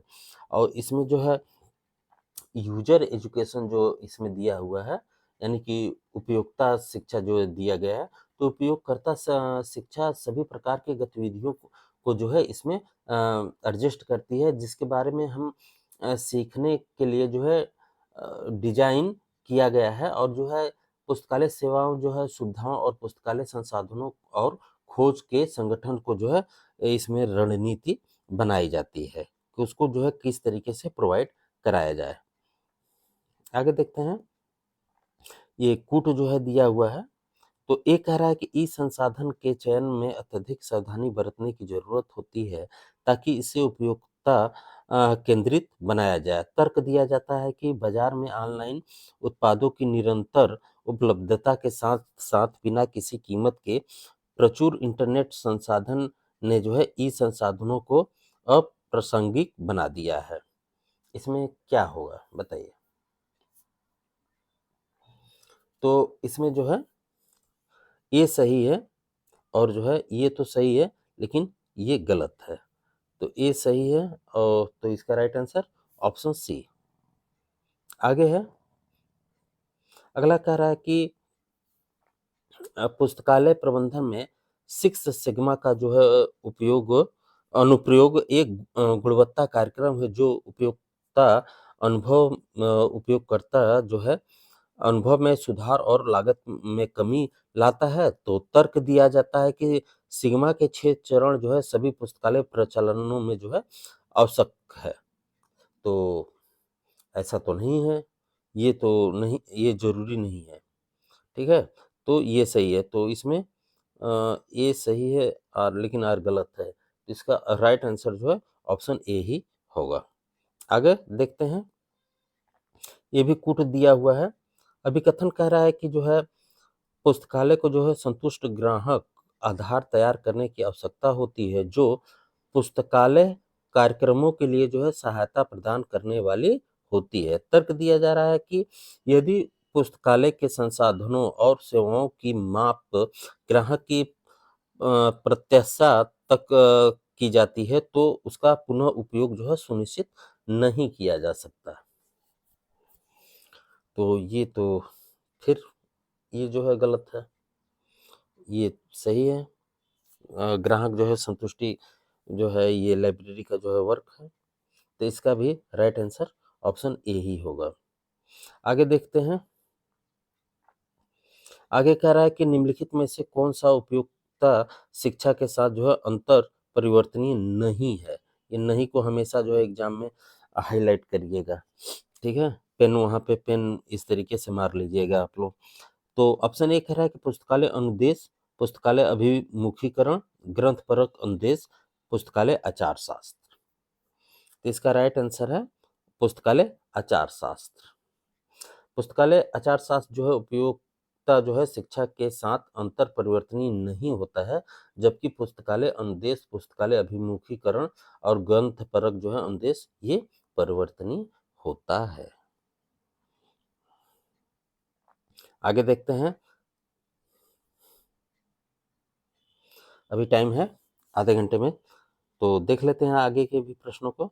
निम्न में से कौन सा प्रबलता का उपसूत्र से संबंधित नहीं है? ऑप्शन ए है कि संदर्भ सेवा, प्रलेखन सेवा, वर्गीकरण या सूचीकरण। बताइए। प्रबलता का उपसूत्र से संबंधित जो है सूचीकरण है।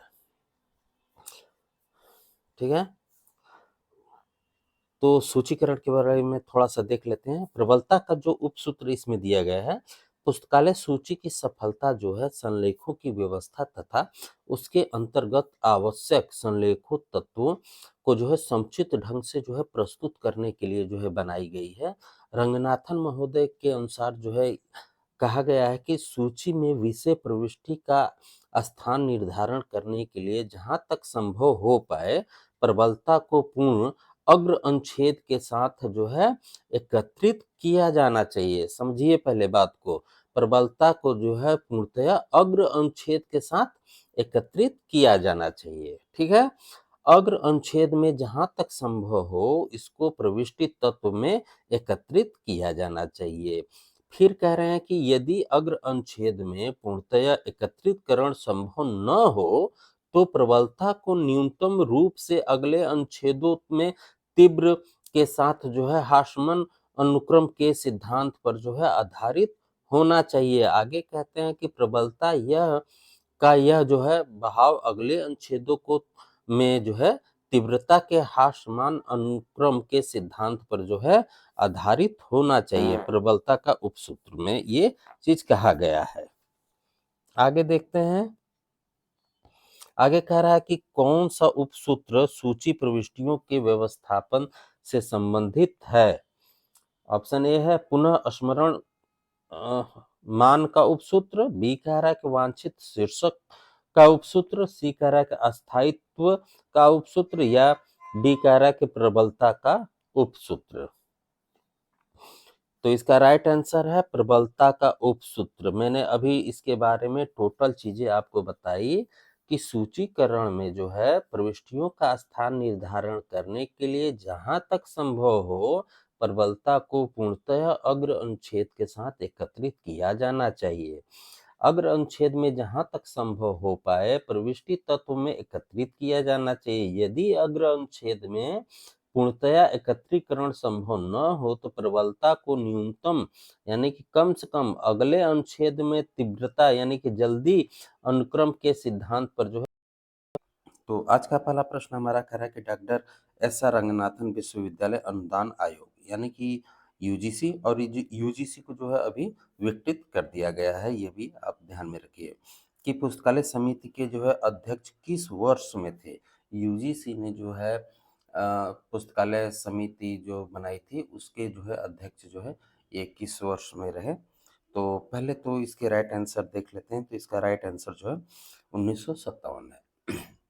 अब इसे थोड़ा सा विस्तृत रूप में देख लेते हैं कि यूजीसी इसका पूरा नाम जो है विश्वविद्यालय अनुदान आयोग, या इंग्लिश में कहें तो यूनिवर्सिटी ग्रांट कमीशन का गठन जो है 1953 में किया गया था। ठीक है, अगर क्वेश्चन आ जाए कि कब किया गया था तो 1953 में यूजीसी की स्थापना की गई थी। और इसके पहले अध्यक्ष जो थे वो सी डी देशमुख महोदय थे, जो कि दिल्ली विश्वविद्यालय के प्रमुख थे। और शिक्षा आत्मा और पुस्तकालय का हृदय है, इन्होंने कहा था। क्या कहा था कि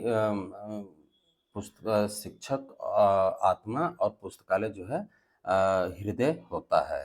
ठीक है, हृदय से रिलेटिव जो है दो स्टेटमेंट अपने पास हैं, उसे भी याद रखना है। तो एक तो सी डी देशमुख महोदय ने कह रखा है, और एक जो है राधा कृष्णन आयोग ने भी इसे कह रखा है। तो ये दो जो है, दो में से एक ही का नाम आपके पास देखने को मिलेगा, दोनों को नहीं देखने को मिलेगा। और उच्च शिक्षा संस्थानों को जो है विकसित करने के लिए जो है विश्वविद्यालय पुस्तकालय को जो है सुविधाओं को जो है मजबूत बनाने के लिए इसी के संदर्भ में जो है यूजीसी ने 1957 में पुस्तकालय समिति या रंगनाथन समिति के भी नाम से जाना जाता है इसे। पुस्तकालय समिति या रंगनाथन समिति, दोनों में से कोई भी क्वेश्चन पुट अप कर सकता है। डॉक्टर एस आर रंगनाथन की अध्यक्षता में किया गया था और इस समिति की रिपोर्ट जो थी वो काफ़ी लेट जो है प्रोवाइड की गई 1965 में, ठीक है। 1965 में यूजीसी द्वारा जो है विश्वविद्यालय और कॉलेज लाइब्रेरी शीर्षक के तहत इसका जो है प्रकाशन किया। जो 1957 में रिपोर्ट रंगनाथन महोदय के द्वारा जो दी गई थी उसे जो है 1965 में शीर्षक उसका क्या था, विश्वविद्यालय और कॉलेज लाइब्रेरी शीर्षक के तहत जो है इसका पब्लिकेशन किया। तब से दस्तावेज जो है भारतीय विश्वविद्यालय और महाविद्यालय से संबंधित मामलों के जो है रूप में ये मार्गदर्शन का काम करती है। समिति ने जो है 1959 जो बना था, तो ये 1959 में जो है कई पहलुओं को जो है फोकस करते हुए अपनी रिपोर्ट जो है प्रस्तुत की थी। और पुस्तकालय अनुदान, पुस्तकों की खरीद, अंतर पुस्तकालय ऋण के लिए जो है सुविधा, फोटो कॉपी यानी कि फोटोस्टेट जो होता है, संदर्भ और प्रलेख सेवाएं, माइक्रोफिल्म संग्रह का निर्माण, खुली पहुंच प्रणाली यानी कि ओपन एक्सेस सिस्टम, पुस्तकालय और पुस्तकालय शिक्षा के बीच जो है सहयोग, और धारावाहिक प्रकाशनों की जो है सूची तैयार करने से संबंधित थी। इस पे जो है इन्होंने फोकस किया था, ठीक है। तो क्लियर हो गया होगा आपको ये सारी चीज़ें। तो अगला प्रश्न देखते हैं। अगला प्रश्न हमारा कह रहा है कि वर्तमान में ISBN यानी कि अंतर्राष्ट्रीय मानक पुस्तक संख्या में कितने संख्यांक होते हैं। बहुत ज़्यादा टफ क्वेश्चन नहीं है, नॉर्मल क्वेश्चन है। तो इसमें जो है 13 अंक होते हैं। लेकिन आपको मैं थोड़ी सी अगर इसके डिटेल में बात करूं तो ये क्वेश्चंस जो है, देखिए क्वेश्चन बनाने वाले के ऊपर होता है कि वो किस तरीके का क्वेश्चन आपके सामने पुट अप करते हैं। ये क्वेश्चन जो है आरपीएससी के द्वारा जो है 2020 में पूछा गया था, 2020 में पूछा गया था। लेकिन अगर यही मैं बात करूं एमपी पीसीएस वाली जो एग्जाम हुई थी, MP PCS PCS MP PCS की जो एग्जाम हुई थी उसमें क्या क्वेश्चन पूछा कि 31 दिसंबर 2006 से पहले आईएसबीएन जो है कितने अंकों का था। अब बहुत लोग कंफ्यूज हो गए होंगे इस बारे में, लेकिन ये तो जाहिर सी बात है कि इसका जो है 2007 से जो है ये 13 अंकों का हुआ। तो जनवरी 1 जनवरी 2007 से, तो उसके पहले तो ये 10 ही अंकों का था ना। और इसमें जो है अगर मैं बात करूं तो इसमें जो है टोटल 5 भाग होते हैं। आईएसबीएन को जो है 5 भागों में डिवाइड किया जाता है। और आईएसबीएन के पिता की संज्ञा जो है डेविड विक्टर को जो है प्रोवाइड की जाती है। और आईएसबीएन प्रदान करने वाली संस्था का मुख्यालय जो है ये न्यू दिल्ली में स्थित है, ठीक है। और 5 भाग अगर मैं बात करूं तो 5 भाग में प्रथम भाग जो होता है वह यूरोपियन आर्टिकल नंबर होता है। और दूसरा भाग जो है राष्ट्र भौगोलिक क्षेत्र, तीसरा जो है प्रकाशक, और चौथा भाग जो है टाइटल होता है, टाइटल कह लीजिए या एडिशन कह लीजिए। और पांचवा भाग जो होता है वो जांच के रूप में होता है, ठीक है। और एमएचआरडी मंत्री जो थी स्मृति ईरानी, उनके द्वारा जो है 2016 में 2016 में आईएसबीएन का जो है ऑनलाइन पोर्टल लॉन्च कर दिया गया था, ऑनलाइन पोर्टल, ठीक है। अगला प्रश्न देखते हैं। अगला प्रश्न हमारा कह रहा है कि राजा राम मोहन राय पुस्तकालय प्रतिष्ठान का मुख्य उद्देश्य क्या है। तो राजा राम मोहन राय लाइब्रेरी का जो है ये सार्वजनिक पुस्तकालय सेवाओं को जो है प्रमोट करना है इसको, ठीक है। तो ये जो है सार्वजनिक पुस्तकालय से रिलेटिव है और इनके बारे में बता ही दिया कि 200वें जन्मदिन पे जो है इसकी स्थापना वगैरह की गई थी। अगला प्रश्न है IFAP यानी कि इंफॉर्मेशन फॉर ऑल प्रोग्राम किसके द्वारा जो है जारी किया गया, यूनेस्को के द्वारा, इफ्ला के द्वारा, लाइब्रेरी ऑफ कांग्रेस या ALA के द्वारा। तो IFAP का जो है प्रोग्राम यूनेस्को के द्वारा जो है जारी किया गया था। और IFAP यूनेस्को के द्वारा जो है, अगर इसके एग्जैक्ट डेट की बात करूं तो ये 2001 में जारी किया गया था। और ये जो है एक प्रकार का जो है प्रोग्राम सूचना संस्था है। आगे देखते हैं। अगला प्रश्न है कि राजा राम मोहन राय लाइब्रेरी की स्थापना हुई थी तो ये भी कोई बहुत बड़ी टफ क्वेश्चन नहीं है। तो ये 1972 में की गई थी 200वीं जन्मदिन पे, ठीक है। और जो है ये इसके कुछ ट्रिपल आरएलएफ के प्रकाशन अगर आप नोट करना चाहें, ट्रिपल आरएलएफ के प्रकाशन अगर आप नोट करना चाहें, तो पहला है directories of public libraries of India, दूसरा है टैगोर बिब्लियोग्राफी और तीसरा है ट्रिपल आरएलएफ न्यूज़ लेटर, ठीक है। तो इसका राइट आंसर ऑप्शन डी है। आगे देखते हैं ट्रिपल आरएलएफ का मुख्यालय कहाँ स्थित है। तो ये तो अभी थोड़ी देर पहले ही मैंने आपको जो है बताया कि न्यू दिल्ली में स्थित है, ठीक है। और ट्रिपल आरएलएफ सॉरी सॉरी सॉरी माफ़ कीजिए, कोलकाता में है। मैं उसकी आईएसबीएन दिमाग में चल रहा था। आईएसबीएन का जो है कार्यालय जो है वो दिल्ली में है और ट्रिपल आरएलएफ का कोलकाता में जो है साल्ट लेक सिटी जो है वहाँ पे स्थित है, ठीक है, माफ़ कीजिएगा। अगला प्रश्न देखते हैं। अगला प्रश्न हमारा है कि 1982 में यूनेस्को द्वारा पुस्तकों पर विश्व सम्मेलन का आयोजन किया गया, जिसके विषय का नाम डैश था। जो 1982 में जो है यूनेस्को द्वारा लाइब्रेरी के बारे में सूचना प्रोवाइड की गई, उसमें जो है इसका आयोजन का नाम इसने जो है क्या रखा, यानी कि इसकी थीम क्या थी। तो अध्ययन की ओर समाज, अध्ययन की ओर प्रवृत्ति समाज, ठीक है, ये थीम थी इसकी 1982 की। आगे देखते हैं निम्न में से किस अनुभाग में जो है आईएसबीएन जो है प्रदान की जाती है। तो आईएसबीएन जो है ये टिप्पणी अनुभाग में जो है प्रदान की जाती है, नोट सेक्शन में, ठीक है। अगला प्रश्न देखते हैं। अगला प्रश्न हमारा है अगला प्रश्न हमारा है कि किस संगठन ने पुस्तकालय और सूचना विज्ञान राष्ट्रीय पुस्तकालय के मसौदे को जो है तैयार किया। पुस्तकालय और सूचना विज्ञान राष्ट्रीय पुस्तकालय के जो है मसौदे को तैयार किया। तो ये ट्रिपल आरएलएफ जो है ये उसी से जुड़ा हुआ है, तो इसी ने तैयार किया था। ऑप्शन इसका डी है, ठीक है। अगला प्रश्न देखते हैं। अगला प्रश्न हमारा कह रहा है कि यूजीसी लाइब्रेरी कमेटी के अनुसार पुस्तकालयों को, पुस्तकालय कर्मचारियों को जो है किस श्रेणी के तहत समूहीकृत किया जाता है। लाइब्रेरी के जो सदस्य होते हैं उनको जो है किस श्रेणी में लिया जाता है। तो यूजीसी के अकॉर्डिंग जो है इसे प्रोफेशनल श्रेणी में लिया जाता है। ऑप्शन ए इसका राइट आंसर है। अगला प्रश्न है, देखते हैं। अगला प्रश्न हमारा कह रहा है यूनिसिस्ट है। यूनिसिस्ट क्या है? यूनिसिस्ट हमारा क्या है, आप भी ध्यान दीजिएगा। यूनिसिस्ट जो है इसका पूरा नाम United nation international scientific information centre है।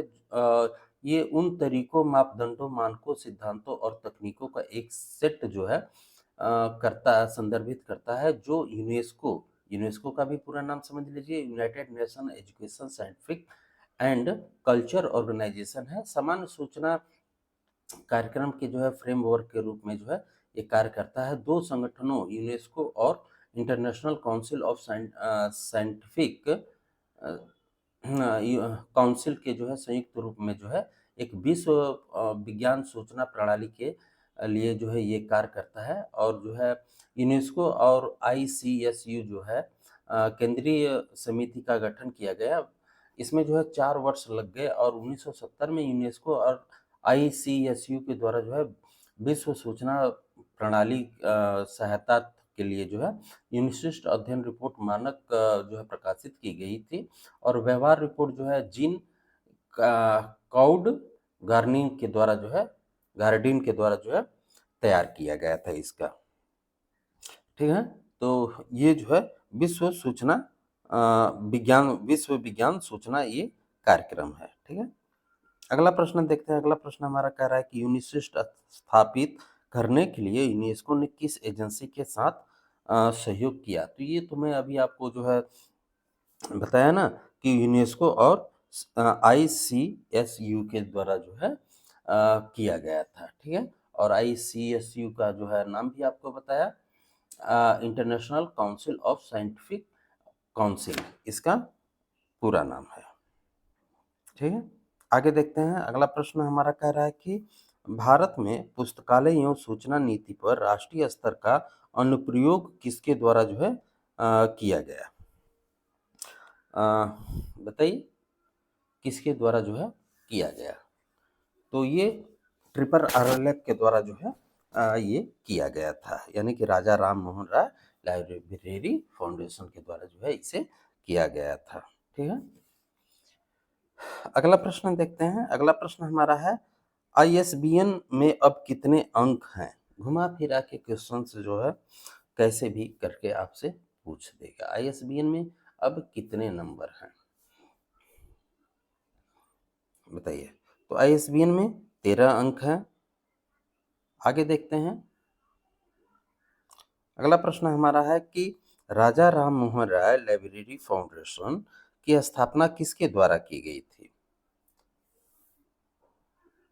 किसके द्वारा की गई थी? तो राजा राम मोहन राय पुस्तकालय जो है पुस्तकालय न्यास जो है पश्चिम बंगाल सरकार के द्वारा किया गया था।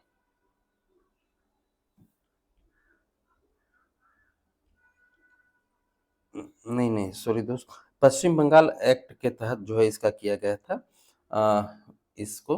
और ये जो है संस्कृत मंत्रालय जो है भारत सरकार के द्वारा किया गया है। इसका ऑप्शन जो है बी है, इसमें जो है मैंने सी लगा दिया है, लेकिन सी नहीं है, ये ऑप्शन बी है ये।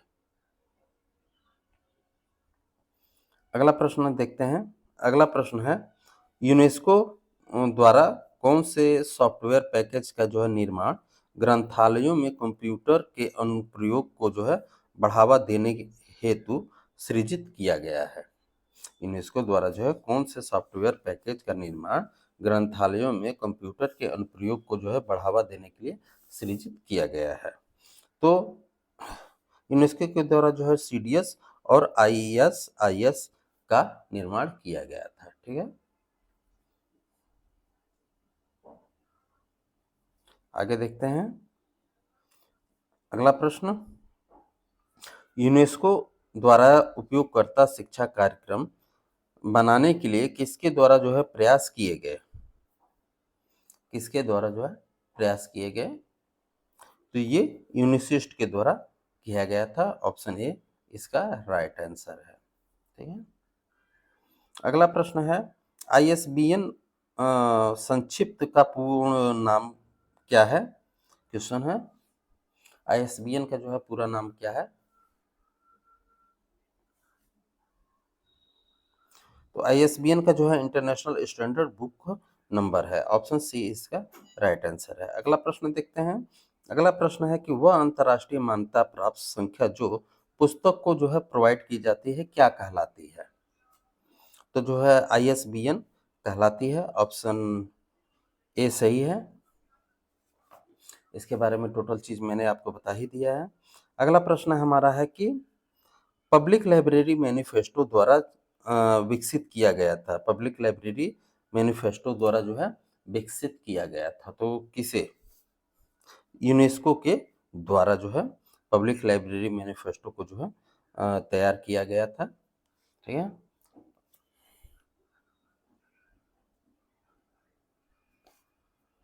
और जो है अद्यतन जो है जून 2022 में जो है किया गया है। नवीन अगर आपसे पूछ ले तो 2022 में। इसके पूर्व में जो है अगर मैं बात करूं इसके बारे में तो 29 नवंबर 1994 को इसे जो है किया गया था। और यूनेस्को जो है 1949 में पब्लिक लाइब्रेरी मैनिफेस्टो को जो है जारी करता है पहला। और जो है बार बार क्वेश्चन में ये पूछा गया है कि अंतिम 1994 29 नवंबर को था, लेकिन अभी करंट में अगर देखा जाए तो 2022 है। अगला प्रश्न देखते हैं, अगला प्रश्न है कौन से ISBN के भाग नहीं है? ISBN के भाग नहीं है। तो इसमें जो लिंक अंक दिया हुआ है ऐसा तो कोई चीज़ होता नहीं है, बाकी सारी चीज़ें इसमें होती हैं। आईएसबीएन में मैंने पहले ही बताया कि कौन-कौन से भाग होते हैं। पहला भाग जो है यूरोपियन आर्टिकल नंबर होता है, दूसरा लैंग्वेज, नेशन, ज्योग्राफी आदि होता है, तीसरा जो है प्रकाशक होता है, चौथा टाइटल और एडिशन होता है तथा पाँचवाँ चेक डिजिट होता है। ठीक है? आगे देखते हैं। अगला प्रश्न है राजा राम मोहन राय लाइब्रेरी फाउंडेशन द्वारा जो है विकसित किया गया था। किसके द्वारा जो है विकसित किया गया था? तो ये संस्कृत मंत्रालय के द्वारा जो है विकसित किया गया था। अगला प्रश्न देखते हैं। अगला प्रश्न हमारा है कि ट्रिपल आरएलएफ का मुख्य लक्ष्य क्या है? तो देश में पब्लिक लाइब्रेरी को जो है बढ़ावा देना है। ठीक है? पब्लिक लाइब्रेरी को जो है बढ़ावा देने से रिलेटिव है। और मैं अगला प्रश्न देखते हैं। अगला प्रश्न है कि सूचना और ग्रंथालय और सूचना विज्ञान राष्ट्रीय नीति भारत में निम्न में से किसने बनाई? किसने बनाई? तो इसका राइट आंसर ट्रिपल आरएलएफ या राजा राम मोहन राय लाइब्रेरी फाउंडेशन के द्वारा बनाई गई। अगला प्रश्न हमारा है कि उपयोगकर्ता शिक्षा किसके अनुसार कोई प्रयास या प्रोग्राम है जो पृथक या सम्मिलित रूप से उपयोगकर्ता का पद जो है प्रदर्शन एवं निर्देशन करता है। जितने भी क्वेश्चन हैं आप लोगों के लिए इम्पोर्टेंट है। बताइए। क्वेश्चन फिर से मैं एक बार पढ़ते रहा हूँ। उपयोगकर्ता शिक्षा किसके अनुसार कोई प्रयास या प्रोग्राम है जो पृथक या सम्मिलित रूप से उपयोगकर्ता का पथ प्रदर्शन एवं निर्देशित करता है।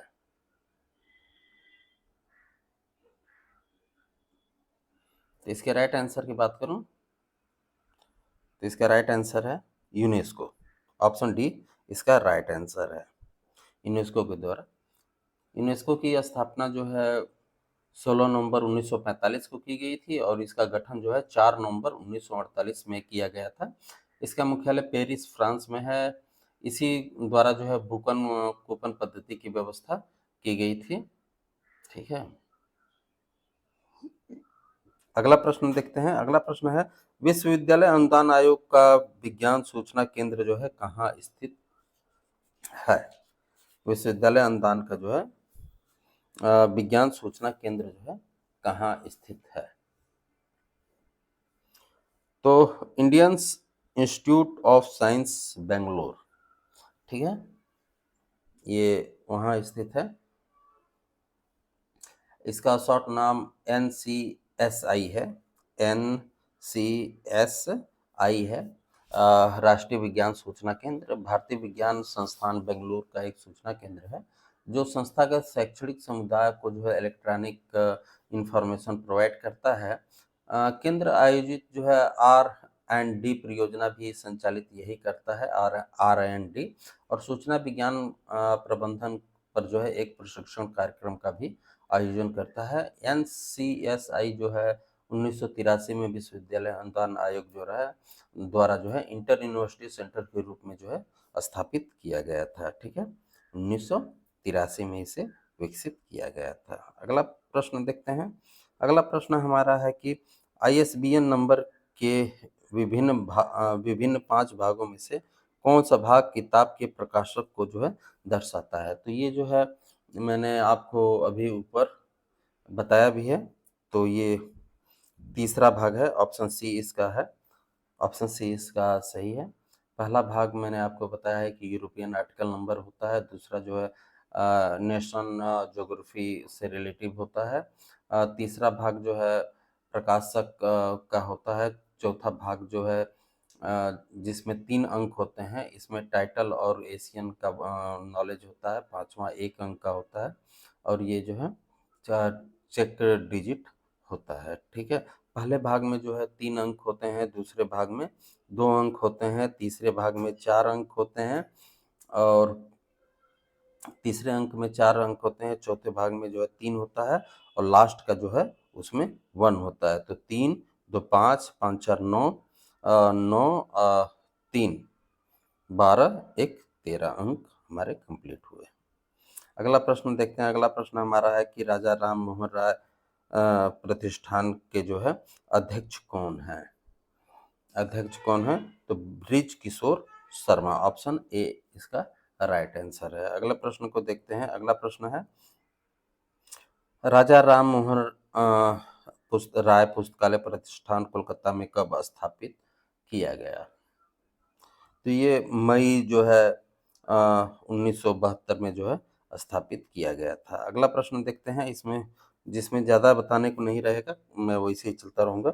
अगला है कि किस वर्ष के अंत तक जो है 10 अंकों की ISBN संख्या जो है आवंटित की जाती थी? देखिए, एक मैंने अभी ऊपर बताया कि एक MPPCS क्वेश्चन कैसे भी करके पूछ दे। MPPCS में पूछा था और RPSC में किस तरीके से क्वेश्चन पूछा था कि 1 जनवरी से कब हो गया, इस तरीके से, और जो है 2006 दिसंबर तक जो है कितने अंकों का था, इसी तरीके से क्वेश्चन जो है घुमा देता है।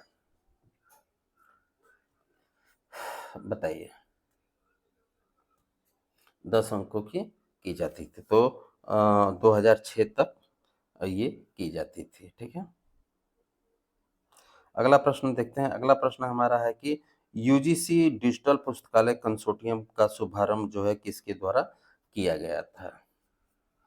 तो ये UGC के द्वारा जो है कंसोर्टियम 2003 में जो है उस समय हमारे राष्ट्रपति महामहिम जो है अब्दुल कलाम जी थे, और जो है इसमें 171 विश्वविद्यालय से संबंध इसके प्रतियोगी सदस्य के रूप में जो है 23 प्रकाशकों के विभिन्न क्षेत्रों में से जो है 4500 से अधिक कोर पत्रिकाएं व विद्वत पत्रिकाएं समीक्षा व्यंग्यात्मक आधारित सामग्री जो है इसके अंतर्गत प्रदान कर सकते थे। ठीक है।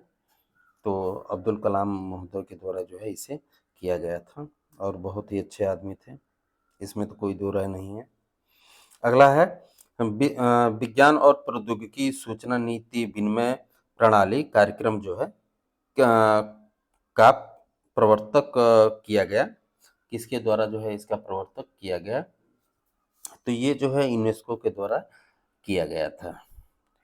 आगे देखते हैं। अगला है कि विश्वविद्यालय पुस्तकालय के लिए राष्ट्रीय नेटवर्क प्रणाली पर UGC समिति का अध्यक्ष कौन था? बताइए। तो इसका राइट आंसर है ऑप्शन बी, एस पाल। एस पाल समिति जो है 1988 में यह प्रोफेसर थे। ये UGC की राष्ट्रीय नेटवर्क प्रणाली पर एक समिति का गठन किया गया। इस समिति का उद्देश्य था कि मौजूदा संसाधनों को जो है साझा करना, और इस समिति की पहली बैठक जो है 24 अप्रैल 1988 को की गई थी। अगला प्रश्न देखते हैं। अगला प्रश्न हमारा है कि विश्वविद्यालय अनुदान आयोग भारत के प्रथम अध्यक्ष का नाम क्या था? विश्वविद्यालय अनुदान आयोग भारत के प्रथम अध्यक्ष का नाम क्या था? तो मैंने ऊपर आपको ये चीज बताया है, CD देशमुख। अगला प्रश्न हमारा है कि CDS IS जो है सॉफ्टवेयर किसके द्वारा विकसित किया गया था? तो ये बार बार आपको बताया है, ये यूनेस्को के द्वारा जो है विकसित किया गया था। ठीक है। आगे देखते हैं अगले प्रश्न को। अगला प्रश्न हमारा कह रहा है कि जो है निम्नलिखित में से कौन सा राजा राम मोहन राय लाइब्रेरी फाउंडेशन का जो है उद्देश्य नहीं है? तो इसमें जो ऑप्शन डी दे रखा है शैक्षणिक पुस्तकालय को जो है निर्देशिका वगैरह करना, ये जो है RRLF का कार्य नहीं है। RRLF का कार्य जो है भारत में पुस्तकालय आंदोलन को बढ़ावा देना, राष्ट्रीय पुस्तकालय नीति का प्रतिपादन करना, पुस्तकालय को जो है वित्तीय व तकनीकी हेल्प जो है प्रोवाइड करना, गवर्नमेंट के द्वारा जो है पुस्तकालय कार्यक्रमों पर जो है परामर्श देना, ग्रामीण स्तर पर पुस्तकालय सेवाओं को बढ़ाना, पुस्तकालय विकास की समस्याओं के बारे में जो है रिसर्च वगैरह करना, ये इसका काम है। बाकी ये इसका काम नहीं है। इसका काम जो है एजुकेशन से मतलब एकेडमिक लाइब्रेरी से कोई लेना देना नहीं है।